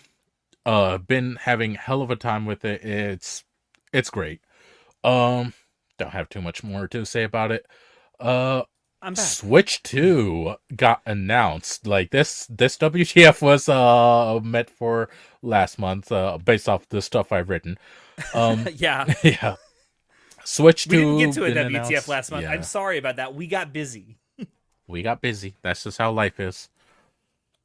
Switch 2 got announced, and wow, what a shit show. I got people saying it's basically just a Switch, nothing innovative. Why should I even get it? To other people who are like, holy shit, brand new Switch. It's so much better in every way. And I'm just like, it's cool. I'm happy for Nintendo. And like for the haters that are going against, I'm like, why? You know, Nintendo fans, like, they're gonna eat this up. It's going to sell by the millions. Like, Oh, what are yeah. you kidding? Like, all that's got to be is branded Nintendo, and Nintendo fans will buy it. It could Exactly. literally be a box of manure, and Nintendo fans would say they're saving the gaming industry. Legitimately, it's so stupid. But no, like even especially the people who are hating against Nintendo for even criticizing it, saying, "Oh, this really isn't that much of an improvement. There's nothing really that innovative over here." They're still gonna be in that line day 0, hell, probably day -5 to get a fucking Switch 2 if they There's haven't probably already people gotten a in line pre-order. right now. What are you talking about? Yeah, you're not wrong. Nintendo fans really do be that devoted. They're built different, is what they are. I signed up day 1, and I'm still waiting for my turn. Wait longer. Poor son. I The so Switch got some I bad did press. I did Yeah. want to talk about that, the price hike thing that they're talking about. Now, granted, there's some shit going on right now with tariffs and stuff that I really don't want to get into. I'm sure that has a lot to do with some of the crazy price fluctuations we're seeing with Japanese stuff. But one of the games in particular was Mario Kart World. I think Yes. is that what they're calling it? Mario Kart World? Yes, Uh, yes. Yeah. They're I'm saying pretty that's sure going to you're right. launch at $80. Yep. Yeah, I got news for you. This is literally just a Forza Horizon knockoff with a Mario paint job on top of it. That's okay. It's that Mario paint job that's gonna make it sell. I'm just saying, the Forza Horizon games go on sale all the time on Steam. They don't play Steam games. They play Nintendo games. Come on, Alex. That's their Come loss. on. What are we talking about? Their loss. But so I have something that's not gonna be popular. People are gonna hate this. I think that games have been underpriced for a good while, and that $80 games have been due for some time now. That would definitely be a hot take because I don't see anyone out there advocating for higher priced games. I don't like it. Don't get me wrong. I don't like it, and I don't think you should buy it if you think that. Again, vote with your wallet. Seriously, that is a serious thing, and do it if you think it. But in my opinion, just opinion, $80 games have. It's been long overdue. If you're looking at the economics of it, if you're looking at how games have been priced throughout the years, it's just been way overdue. Like games should have gone up in price, especially for the amount of content we're getting and such. It should have, and quality. It should have gone up in price long time ago. Like you have to look at what's it called, inflation prices as well. Like prices have only gone up for everything. Games have been stuck in the past for many years. I hate to say it, I really do. It's just something that's long overdue is all, in my opinion. I don't know. I would definitely push back on that because I think that well, in the AAA space in particular, I'm not going to speak on the indie scene because that is way more of a specific instance kind of thing. I mean, you got Expedition 33, which is, from all accounts, from what I've seen, the people who are playing it and enjoying it say that it's almost like a AAA experience. But you're not paying AAA money for it. You're paying what's like they sell that for a game for $50, I think, on Steam. Um, Don't but remember. Yeah. I think that when I look at a lot of AAA titles, they release buggy and they release sometimes partially finished, and I'm like, why should I pay $80 for something like this? I wouldn't pay $80 for 20% of a car. Well, look at that. Thank you, son, For sure, for games have backing me been up. avoiding inflation because people complain forever. But if they did rise with inflation, games would cost like 120, 130. Yeah, you're not wrong. I'm not saying that the companies that make the games and the companies, more particularly the companies that publish the games, haven't been doing the best they can to keep games lower price for as long as they have. Because at the end of the day, if you can sell twice the amount at half the price, you're still making the same money. It's just something that's long overdue, unfortunately. I really hate to say it. The problem with that though is not just that the industry, or not the industry, but the players, the people who buy the games, not only have they gotten used to having that price point for as long as they have, and only very slowly rising. You got people now that buy games that have way more expenses, and the expenses that they have to stay alive, like food and clothing and shelter, those have risen with the price of inflation. Yep. And so people have less discretionary income. And, you know, as much as you and I might enjoy playing video games, it's still a discretionary expense on our part because we don't need these games in order to function. I need food in order to survive. I need a roof over my head so I don't fucking die. Yeah. Entertainment, unfortunately, is very much discretionary. It's the last thing you truly need. It's nice to have, but you don't need it to live. But I mean, on the flip side, you had just a couple of days ago, there was that thing going around with Gearbox chief Randy Pitchford about the $80. When he was asked about Borderlands 4, saying that it was probably going to be $80, and his response was, "If you're a real fan, you'll find a way to make it happen." Which is, you know, I get what he's trying to get at, but it's a very out of touch way to say it. Okay, that's a whole separate thing because that's just Randy Pitchford saying like the most inane, crazy bullshit way. But he is of the him chief just of talking. Gearbox. He is. Don't get me wrong, but like it's just him saying the most wild shit in such a stupid way. Like I get where he's coming from and what he's actually trying to say, but for people who don't understand nuance or context, it comes off as the fuck you just say. So with the whole thing, like people have always said for years, digital games should be cheaper than physical games.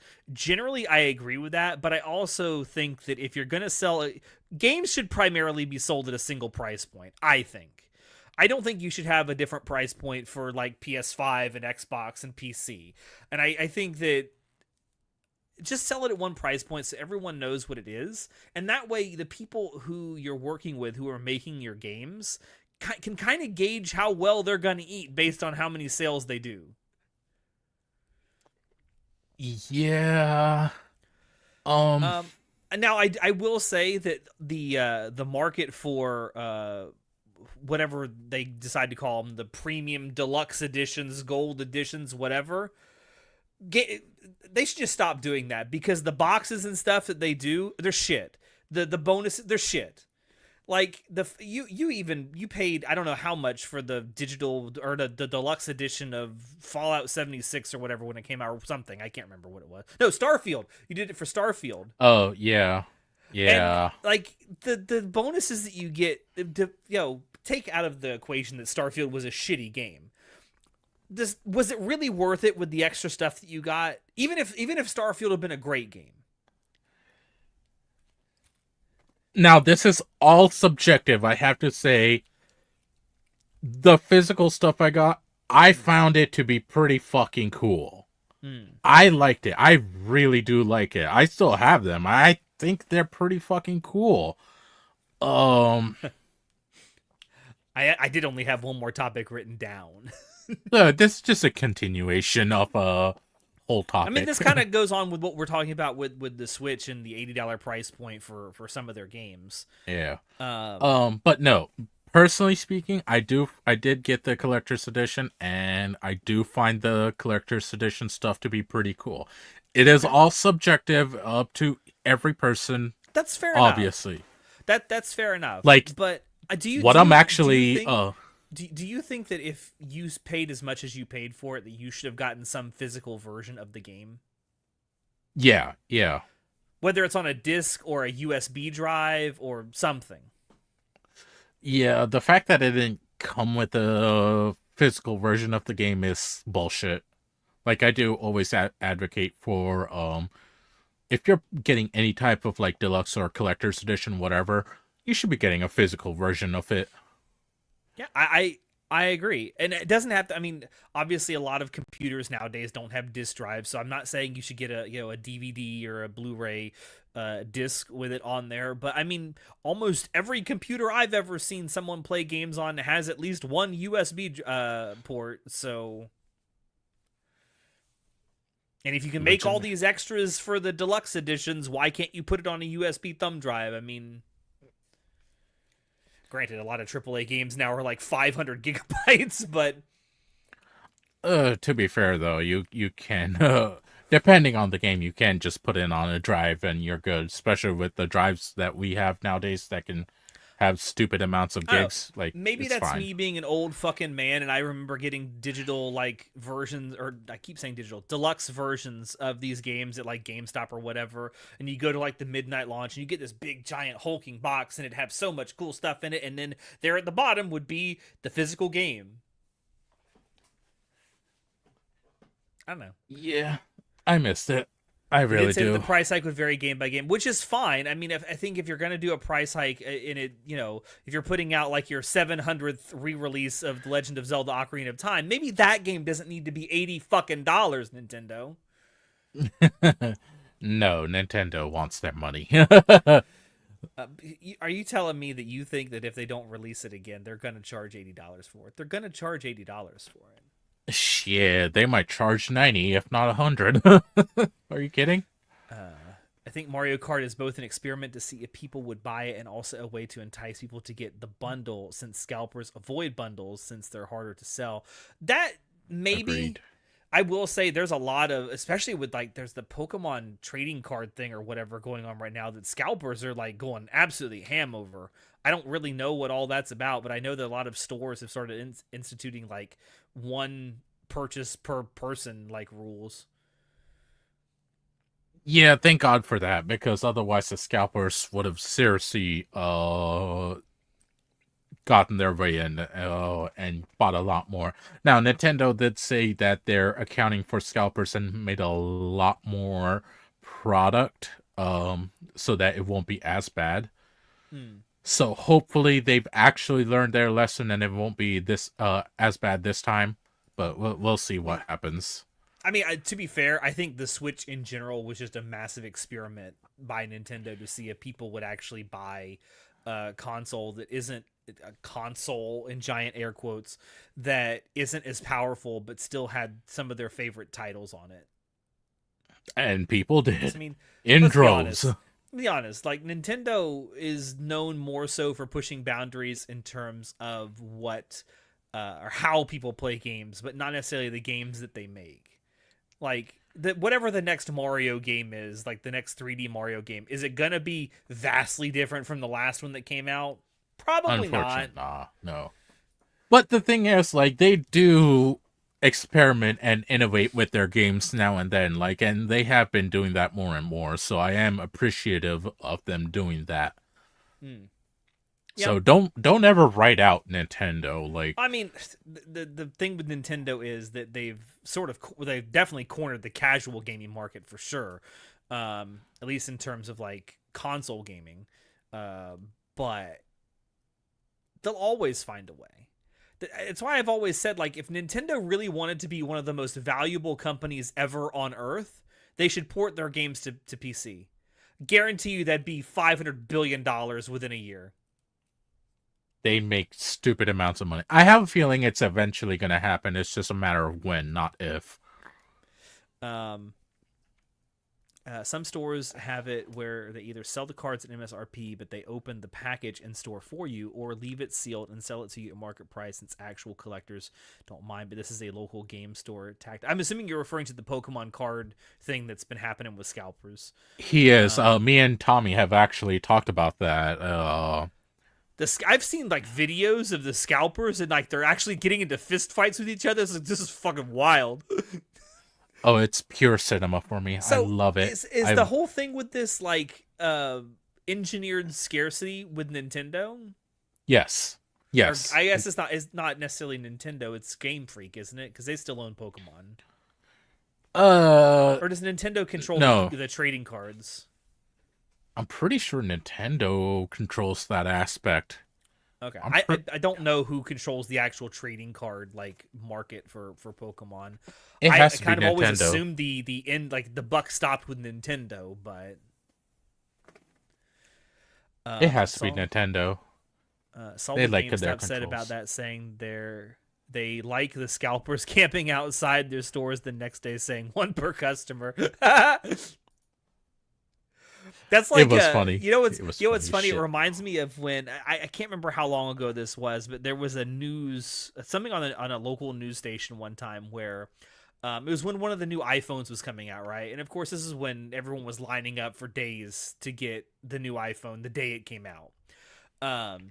And this woman took like I think it was like 25 or 30 grand in cash with her to the store, and she was like going up to everyone in line. How much will it cost to buy your spot in line?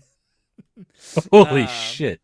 And she ended up paying whoever was the some like 20-year-old kid or something that was like first in line, paid him like $1,500 for his spot in line. And then she got up to when the store opened and they went in to get the thing, and she's like, only one per customer, and she's like, the joy just goes out of her face because she was there to buy like 30 phones. Oh, the chicken soup for my soul. Oh my god, that's amazing. So she spent $1,500 to buy a spot she didn't even need, and then they told her you could only have one phone. I love when scalpers get their karma. I truly do. It's handled by the Pokemon company, not Nintendo directly. Okay, I'm assuming that Nintendo is where the money ends up eventually anyway. But okay, I figured it had to be like a separate company that was handling the actual trading cards. The problem is that part of the fun behind the cards is the rarity, because why trade if you can get the full art Charizard for like $2? Exactly. I mean, I feel like that's kind of what cards in general are anyway. It's enforced or artificial scarcity, because they could make more of the rare cards. They just choose not to. Yeah. I mean, but that's how they keep this whole market going. Yeah. Thank God I got out of that rat race a long time ago. So, I think the Switch 2, when it comes out, is going to be a massive success on launch anyway, even if it's actually shitty hardware. I don't think the hardware is even that shitty, honestly. I think it's okay. I mean, it's definitely going to be an improvement over the first, from what I've read, for sure. I know that I think Soon was talking about you can actually do FPS games in this thing now because it supports a frame rate high enough for that. We'll see once it actually launches what that's going to be like. Is it? I know they're saying it's going to support 1080. Is it going to support 4K at all, or are they just going to issue that for 1080? I seriously doubt it. It's probably going to be stuck at 1080, and that's 4K and 120 FPS. Is that what is that what it's actually going to gain? You can what? No way. There is no fucking way. Is that the actual specs for the Switch 2, that you can actually game at 4K 120 FPS? If so, that's actually wild. Maybe they actually have learned something from the Switch. I'm gonna say that would be way too expensive for them to make something like that. I trust the Nintendo fan in chat. I mean, I'll see what he says, but I seriously doubt it. I mean, I don't doubt that they want that to be the case for sure. Anyway, I it'll be a shit show when it comes out because I guarantee you they're gonna run out of supply, 100%. You have to choose between 4K 60 FPS or 1080 120 FPS while in docked mode since it overclocks while hooked up to a TV. Okay. Oh, so it is option though. You can't do 4K while you're mobile. I mean, that's fine though. Like, I would assume that would drain the battery so fast. Massively, yeah. But like, if you're playing a docked, like, sure, like that's pretty fucking cool. Okay, no, that's pretty cool. Are they gonna do anything to make the controllers better? I'm pretty sure it's the same exact controller. Well, no, I know one thing it can do that the Switch can is it can turn into a mouse. They think that's really impressive for some reason. Like, guys, check it out. It's a mouse now. It's like, do you know what you could also use as a mouse that was already there? The fucking thumbstick.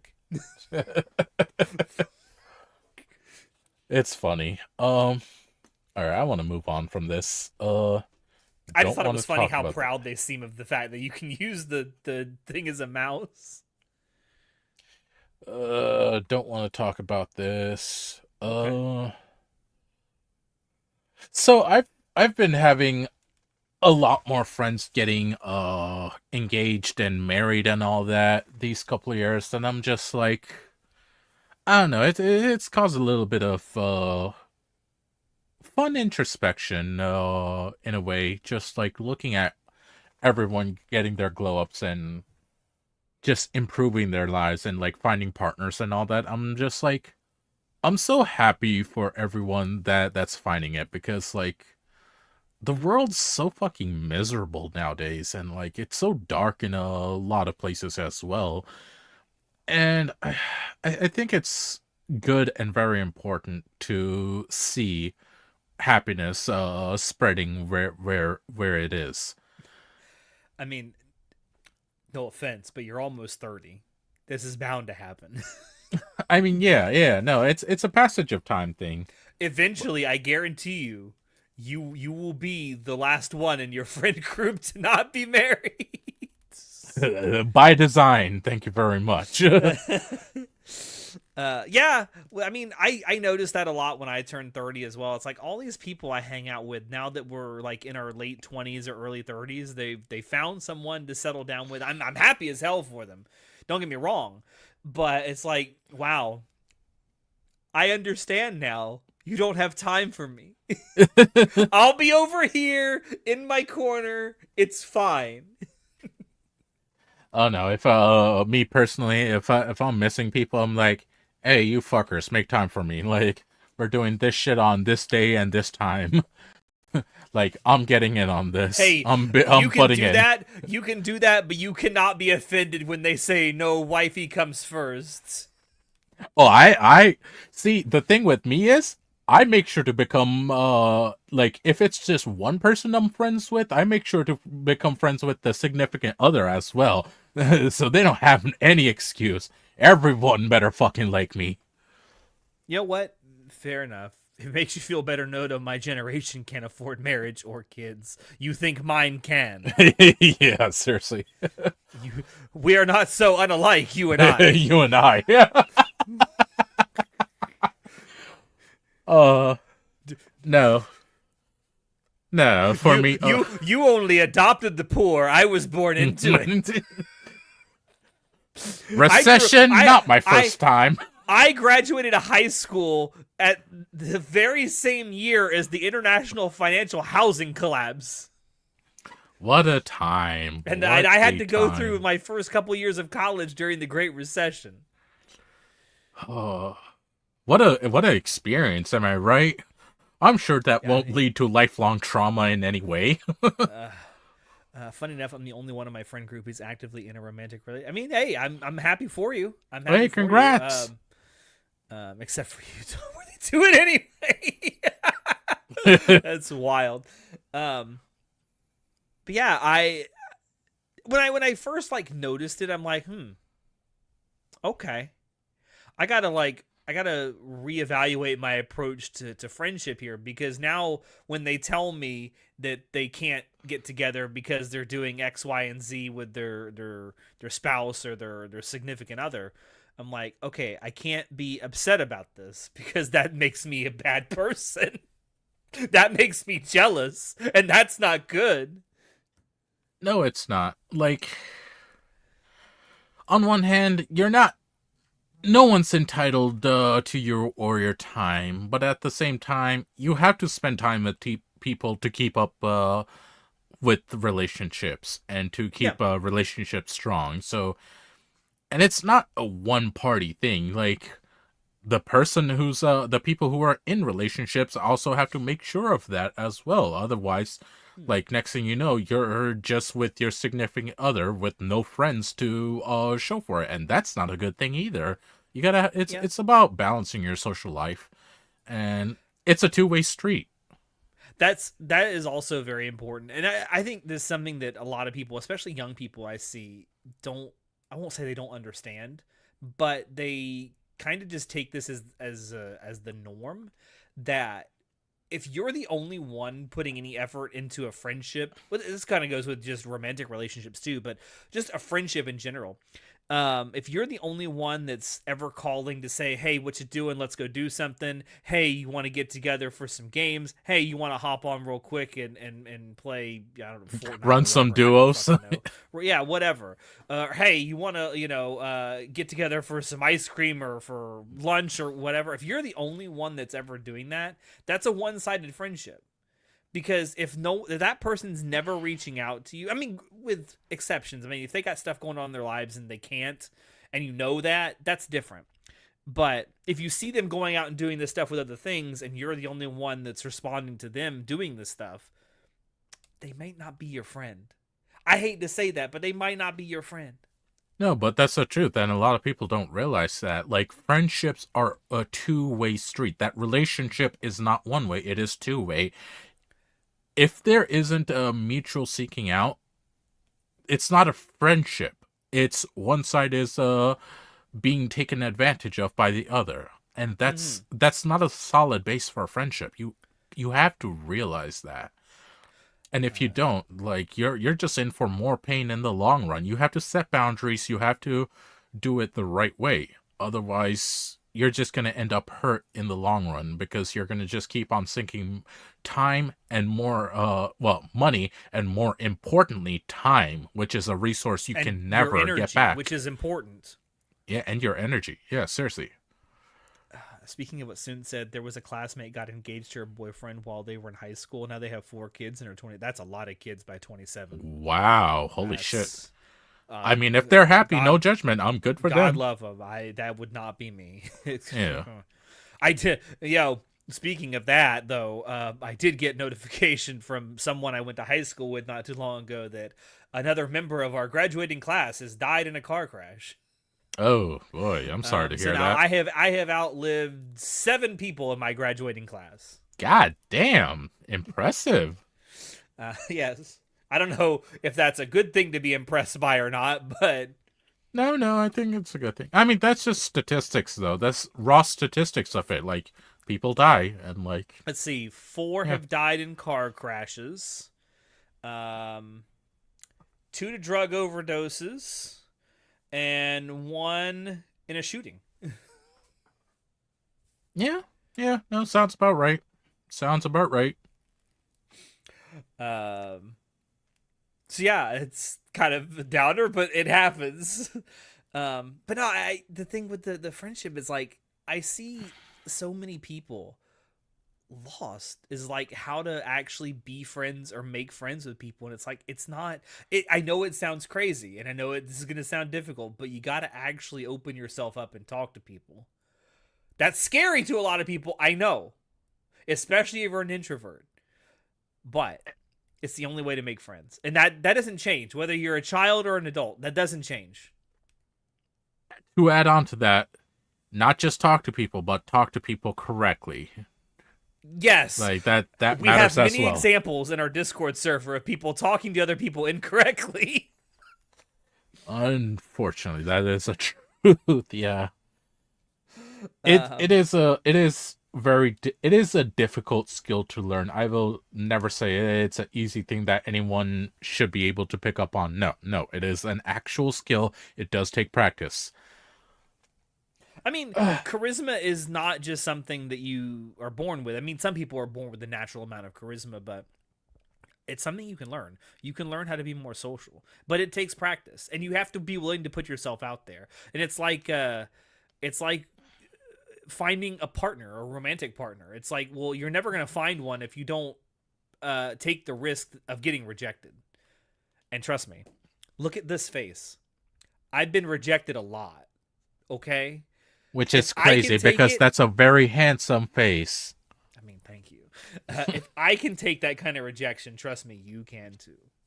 It may hurt, especially if it's someone you really like, but I promise you'll get over it. And you know what? If you learn something from that rejection, you'll be better the next time. That's real. That's very real. Introverts get adopted by extroverts. Some do. That's I've- very real. Some introverts do get adopted by extroverts. That's 100% true. I can't begin to tell you guys how many extroverts I've been adopted by. Like it's crazy. Yeah, I see all the time people talk about like the male loneliness epidemic, and there's a lot of guys that I've seen. It's like, do you have any friends? I'm like, no. Well, how many people have you tried to be friends with recently? None. No. They'll say plenty, but online. Yeah. And this is not to disparage the fact that you can meet some awesome people online. I mean, all of us on the podcast met online. Some of us have met in person since then, but we all met each other online. And we all met each other because we were part of the same Facebook group way back when. Remember when Facebook was for young people and not middle-aged women? Or Shit, moms? it's for the boomers now. Um, Misinformation capital. And that's not, I've met some phenomenal people online. Some of them I have gone on to meet in real life. Some of them I never have met in real life, but I still interact with them regularly. And I still think of them as friends. But if you want a true connection with someone, whether that's friendship or romantic relationship, or hell, even sex, you got to meet in person. You've got to actually meet face to face. Otherwise, you're never gonna. It's a type of connection that you're missing. Yeah, it's a very human thing. Like, online relationships will only go so far. It's once you meet in person and actually get to be face to face, that's when there's a excellent friendship that can be truly born. Yeah. Now, don't get me wrong. That's not disparaging online relationships at all. I just think you need that IRL aspect of it to become a true lifelong friendship. Yeah. I mean, Chinoda and I see each other almost every year at Otakon. We're going to see each other again this year, I'm sure. Yeah, couple months. Actually don't think you and I have met anywhere outside. I mean, we obviously outside of the convention we have because we, gallivanted around DC. But I mean, like outside of me going to that event, I don't think you and I have ever met anywhere else, have No, we? not yet. No. But that is something we do almost every year. And I've had the chance now to meet Natai in person. I met John in person several times. I'm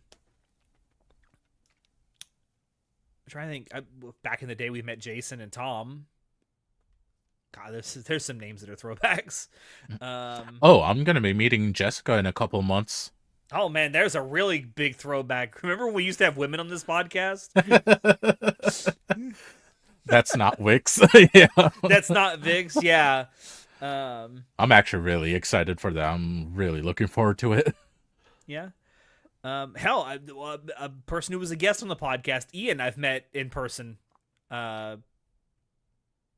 Yeah, I've met him. I met him in person at the Dodgers game I went to last year. That was totally unplanned, by the way. Yeah, just That pure wasn't a coincidence. planned meeting. It just myself, John, and Soon decided, hey, they're doing a whole live collab at the Dodgers game. Y'all want to go out, fly out to LA and go to the game? And we didn't even. I don't think any of us really thought about the fact until we were already there that it's the same weekend as Anime Expo. That's why he was there. And he's a baseball fan too, and he decided he was going to go to the game. And I sent him a picture. I DM'd him a picture on Discord of our view from the seats, and he sends me a picture from his seat, and I'm like, "What? You're here?" Insane bit of coincidence. Yeah. Gen X or Boomers are the only people on Facebook nowadays. It seems like it for sure. The only reason I still really have my Facebook account is because a lot of my family likes using Facebook Messenger to plan meetups. It's funny you say that, Orc. There's a whole community that I'm in that's revolved around Facebook, and specifically Facebook groups. Alex knows this community, actually, the 21 plus group. I do. Yeah, you do. You know about it. You've gone to the 21 plus panels with me. I mean, I may have gone to those panels at the convention, but I didn't know they were part of a Facebook group. No, I could have sworn I've told you about it. Yeah. No, I had no idea they were like revolving around the Facebook group. Yeah. It's a whole group network, buddy. I learn something new every day. And Gubo did win the game for the Dodgers that night. You're absolutely true. It's a phenomenal game. Rip in peace. Yeah, rip in peace, Guba. But yeah, friendship. Yeah. I mean, friends are worth having. For all you out there, edgy boys who think I don't need friends, you do. You need at least one friend. We are literally creatures that are made to be social creatures. If you're not, there's quite literally something wrong with your brain, clinically. Yeah. Yeah. Or you're Jeffrey Dahmer. God. All right. So my final thing that we'll close out with, I'm doing an actual project, and it's weird. So I don't know if I've ever talked about this, but I have bird feeders for our backyard. Yeah, and I love them. They're specifically the ones that have like the sliding metal part, so that when you put some weight on it, it slides down so that squirrels can't get to it. Mm-hmm. It's specifically so that when squirrels jump on it, it like slides down and shuts off the access to the feed.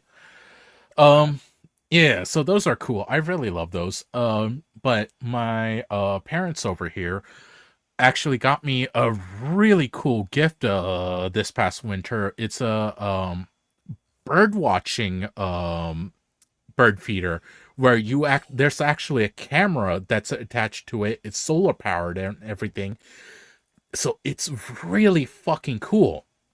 It's mostly You're gonna fit right in your 30s. I'm just telling you right now. You are preparing for old age early if you got a bird watching kit, my friend. Look here. I've been doing this for a good while now, actually. Just feeding the birds and bird watching now and then. Like, it's a nice, pleasant thing to do when I'm like not watching anime, not playing games, just like, go outside, fucking touch grass, just watch birds, like relax, read a book, whatever. It's a nice thing to do. It's an important thing to like connect with nature and all that, I've been doing this for a couple of years, actually. I just don't really talk about it too much. I like doing that by going on hikes. Yeah, hikes are nice as well, and like right now, it's actually perfect weather for it. I need to go out It's go at to some the trails point right now. Well, at least I can't say where I live because where I live it's Florida. It's sauna most of the year, but it's at the point now where it's like it's not summer hot yet. It's spring hot. Yeah, And which it's is like- manageable. I've got like maybe 2 or 3 more weeks at most where I can say, all right, I can go outside and go do something active without dying. Yeah, I'm gonna take advantage of it while we still can. Anyways, as I was saying, so I have that. I need to put it together, but before I put it together, I was reading the instruction manual, and it was like, yeah, you can put some wood sealant on it to make it last longer because the whole basically the whole thing is made out of wood. And I'm just like, oh yeah, that would be a good idea. Just so, like, I mean, it's wood. It's gonna naturally last a good while anyway. But I was like, I should try to put some longevity into it, especially considering the fact that it has electronics connected to it. So I actually went out to Lowe's and got some wood sealant today. Got a little brush for it. So I'm actually gonna be doing that in the next couple of days or so, where I'm actually gonna be working on something with my hands, putting the sealant on 2 hours, putting another layer on. It's weird. I've never actually done a project like this before, so it's actually very exciting to me. Nice. You're gonna be doing something with your hands that isn't pleasuring yourself. It'll be for pleasure, just a different type. Yeah. But yeah, it sounds like such an old man thing to do, but like I'm super happy about it. Like otherwise, like today I wouldn't have gone out at all. But like when I thought, oh, I have the time, I can go out, get the supplies, and like put some more progress towards this project. I'm like, fuck yeah, let's go do it. It's good to have something that excites me outside of the house, you know? I mean, it makes you feel like you got kind of a purpose besides just going to work and coming home. Exactly. And I love that. I genuinely do. I mean, I do a lot of different things as well, but the fact that I'm doing something new and different, it's very exciting and enriching for me, nourishing in a way. Since my move, I've been sitting outside a lot with my tablet, listening, hearing the crickets, frogs, dogs, and any other animals, even goats. It feels quite nice. See, sometimes it's just fine to sit outside, enjoy the fresh air. You know, just take in the sights and sounds of whatever your local environment is, and assuming your environment isn't like absolute dog shit. But Seriously. That's actually one of the reasons why I could never live in a city. Like, I enjoy nature way too much. I would be okay living in a city as long as I could easily drive to somewhere where I could be outside, you know?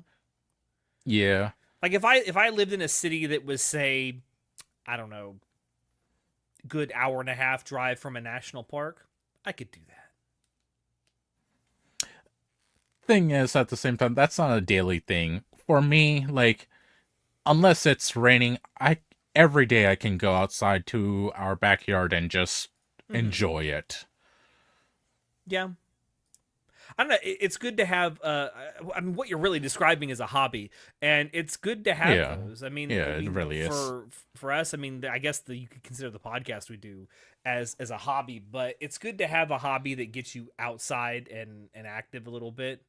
I don't know how active, working on bird feeders and stuff actually is, like how physically active it is, but it is something that gets you outside.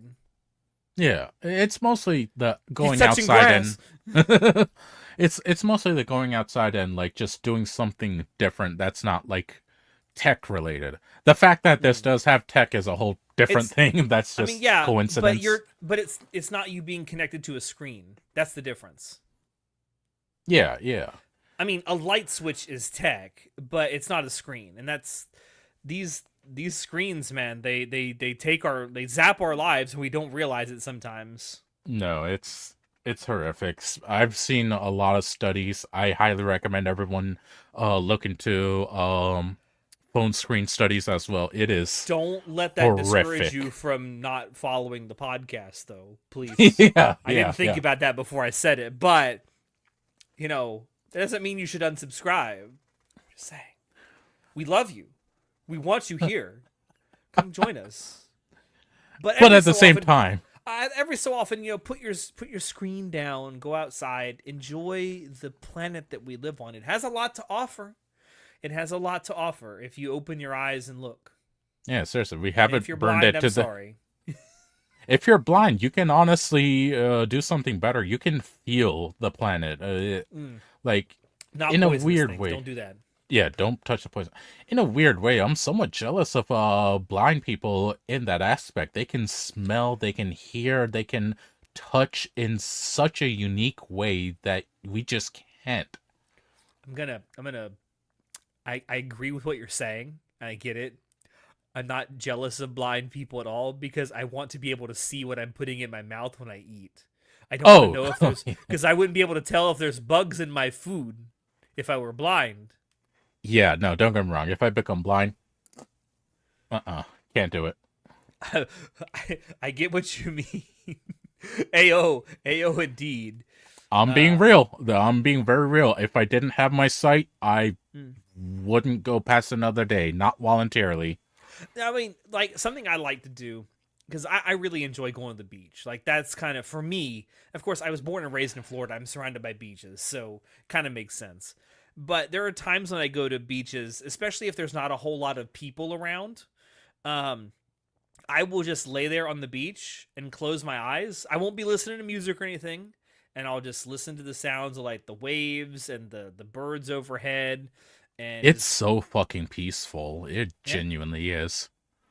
It's great. For me, that's my, like, one of my two chosen ways to relax. The other one is, like, going to a spa and just, like, really going ham and enjoying my time. But yeah, nature has a lot to offer, and I think for a lot of us, especially those of us of a more nerdy persuasion, it's very easy to forget that. You get caught up in, like, games and watching anime or movies or whatever, and it's like, disconnect every once in a while. Not only will your body thank you, your mind will thank you too, because it's a really great escape. And it's not like you need to dedicate entire weekends or something. Just go out for an hour every week. Like, you don't even need to do too much. Just go out for an hour, enjoy yourself. Put your phone down, put it in your pocket, just walk around. You can combine this with something we talked about earlier. Pick a day. Doesn't have to be every week, but most weeks, where you just go out with your friends and none of you stare at your screens. Like, you all leave the phones in the car. I mean, take them with you in case an emergency happens, but, you know, leave them in the car when you go somewhere if you go out and about.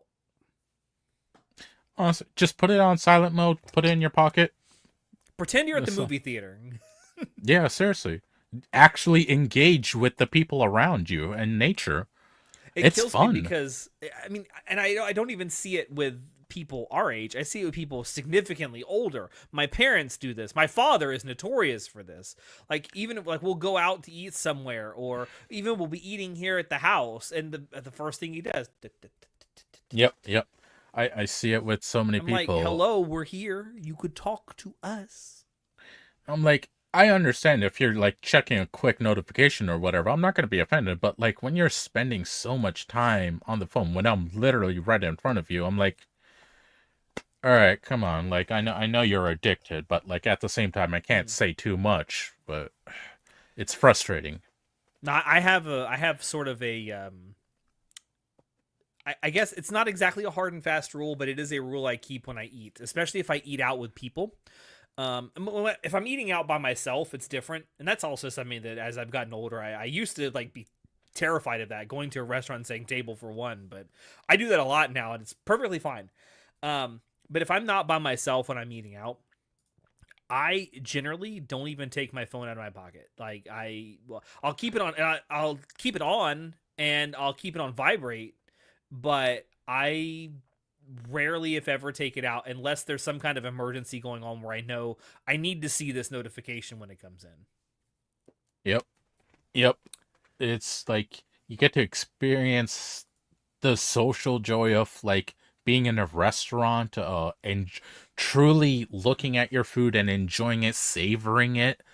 Man, it's a different experience. My mother asks me a lot when I come home from these trips that I go on, like when I go to ACAD, and she'll ask, why don't you take pictures? Like, you only show us, like, 2 or 3 pictures. Like, because my phone is staying in my pocket. I'm engaged with what I'm doing. I'm not living vicariously through this supercomputer in my pocket. Like, you're actually talking to people. Yeah. It's part of the reason why I don't like going to concerts anymore. Because the second I go to a concert, the wave of screens, everyone's got their phone up and they're watching the concert through their phone. So it's like, why? Why would you pay all this money to not actually watch the concert?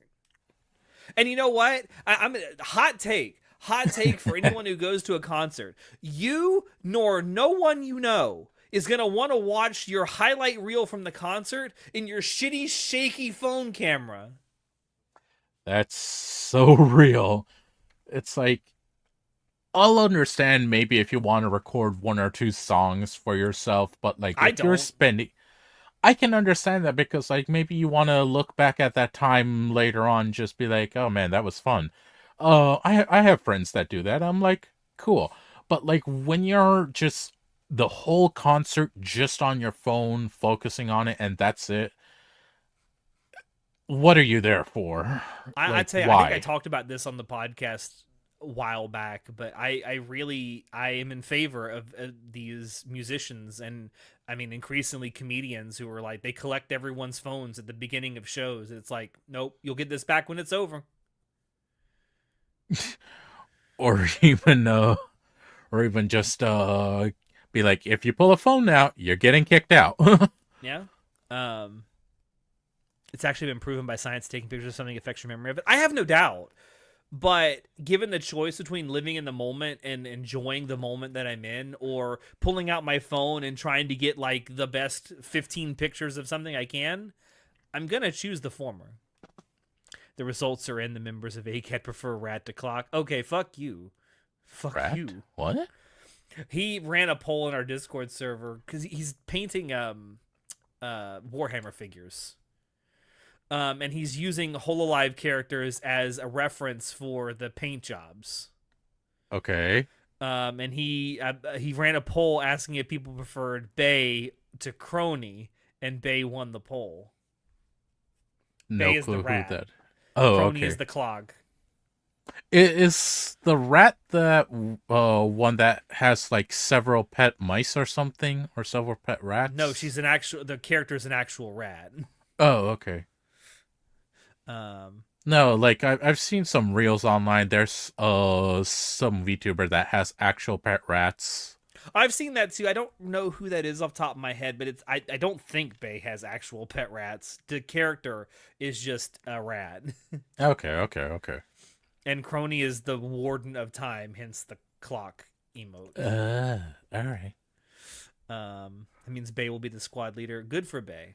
I don't know what that means Crony will end up being, but I'm happy for you. I know that you're really enjoying painting those Warhammer figures. It's addicting, man. Don't ever get into it. Don't ever See, get here's into the it. thing. Here's the thing with Warhammer, right? Because I played what was the game we played? Space Marine 2. Space Marine 2. I enjoyed Still need that to game. finish it, by the way. Well, we finished the campaign. The only thing we haven't finished is the secondary missions or whatever they're called that you go on. Objectives? Secondary missions, yeah. Operations. Operations. That was what I was looking for. I really enjoyed that game. It was fun.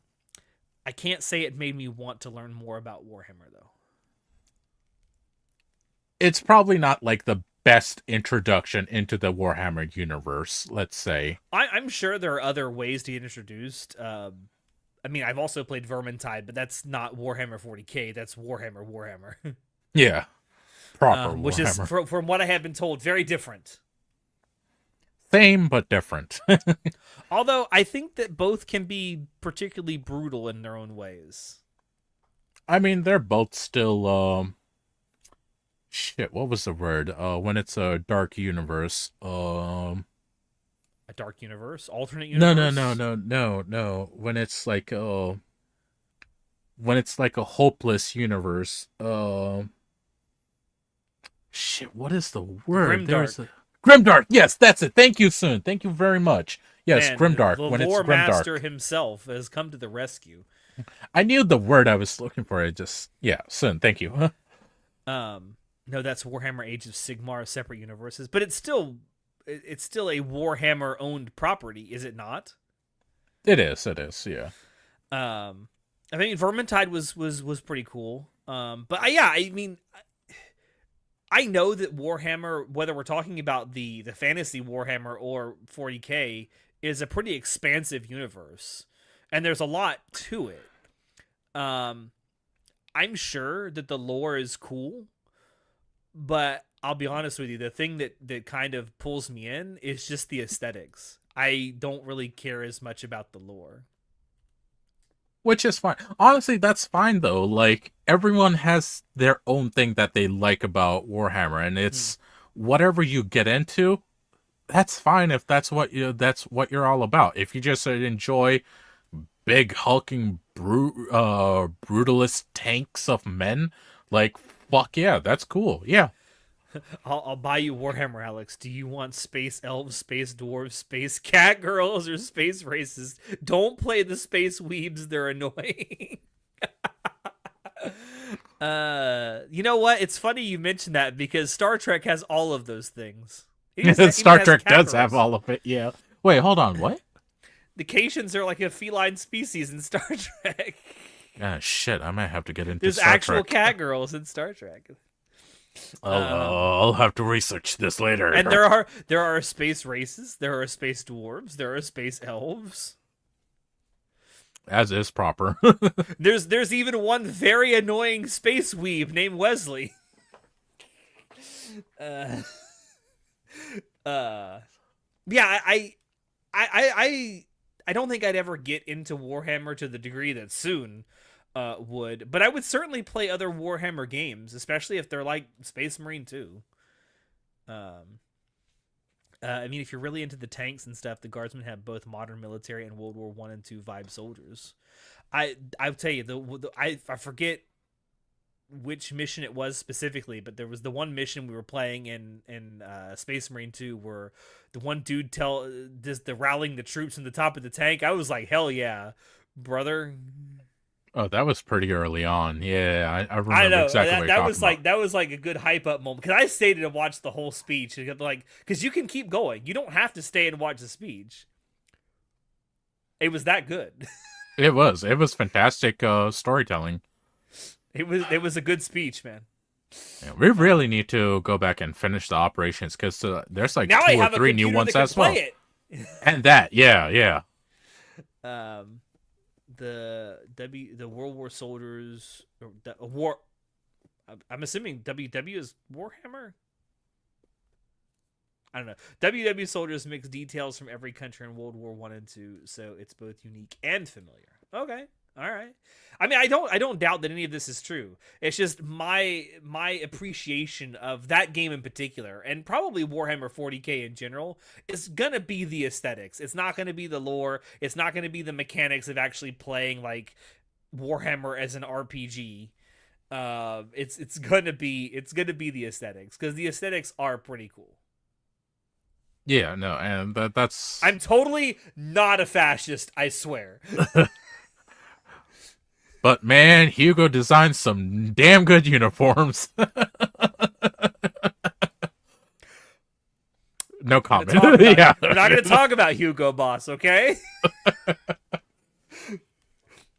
It's like that one thing from Top Gear where they're talking about Mercedes. Like, Mercedes love to go on about their heritage and history, and then they show a picture of the funny mustache man in one of their cars from World War II, and it's like, it's funny, did they never mention this? You know they didn't. You know exactly why. I see these pictures, Yuling. This is very nice. That one looks like a World War II German soldier's outfit. Or World War One soldier's outfit. Where do you post them? He put it in the public VC channel for some reason. I don't know why, but you could have just Yeah, posted it in sense. my channel. But No, I mean, it makes more sense for a WTF to post it there. Yeah, good pics. Excuse me. Even though they're evil, they got drip. Listen, I'm not gonna say that certain people during World War II were good, but they were kind of stylish. That's all I'm gonna say. But I'm happy for you. Going back to what started this whole thing, I am happy that you got a hobby. Yeah, and like it's something that I've been doing for a good while, but first time really talking about it. It's just it's fun. It's something good for me, and I enjoy that. Yeah. Yeah, and When you are done with what you're working on, do show it in a Discord server. That is probably eventually going to be the plan. I was probably going to take a picture of it and put it on my specific channel. Okay. I just have to figure out where exactly I'm going to mount it and all that, but that's for a later time. Well, I think that's it for us. I don't think we have anything left to talk about. We finally, after 2 months, we finally were able to get a WTF scheduled. I'm very happy for this.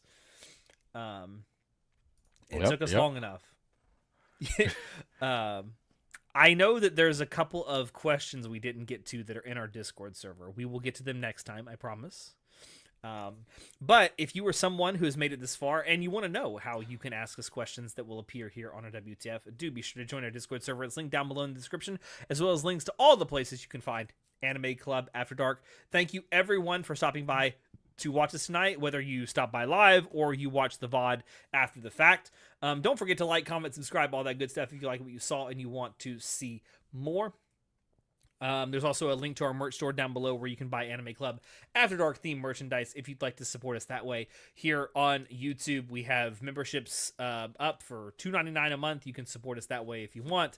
There are some benefits to doing so. Thank you for stopping by. Thank you. I'm trying to think if there's anything else to do before we sign off, but I do believe that is it. We have our this coming Monday, if you're watching this before Memorial Day, we have our Part 4 spoiler cast for JoJo's Bizarre Adventure coming out. I do hope you will watch that. It was a gay old time. Oh, it was gay. It was something. It was gay, and we were here for it. Also, since this coming Monday is Memorial Day here in the U.S., I do want to say Happy Memorial Day to all of our American followers, particularly those who are servicemen and women, and even more so if you are a serviceman or woman who has had someone in your family or in your friend group who has given their life in the service to the United States. So thank you very, very much for your service. I hope everyone does have a wonderful Memorial Day. If you're not an American, happy Friday. It's the weekend. Enjoy your weekend. as once said by James Bond himself, ladies and gentlemen, the weekend. The weekend. Just want to say, as Alex said, thank you very much for your service and all the sacrifices that you guys have done. We really appreciate it more than anyone could ever possibly know. Yep. With all that being said, I have been your host, Alex, and we will see you next time. Say goodnight, Shinoda. Daisuke Oni-chan. Don't ever do that in my presence ever again. I abhor this so much. God. Dang. Goodbye. Good night, everybody.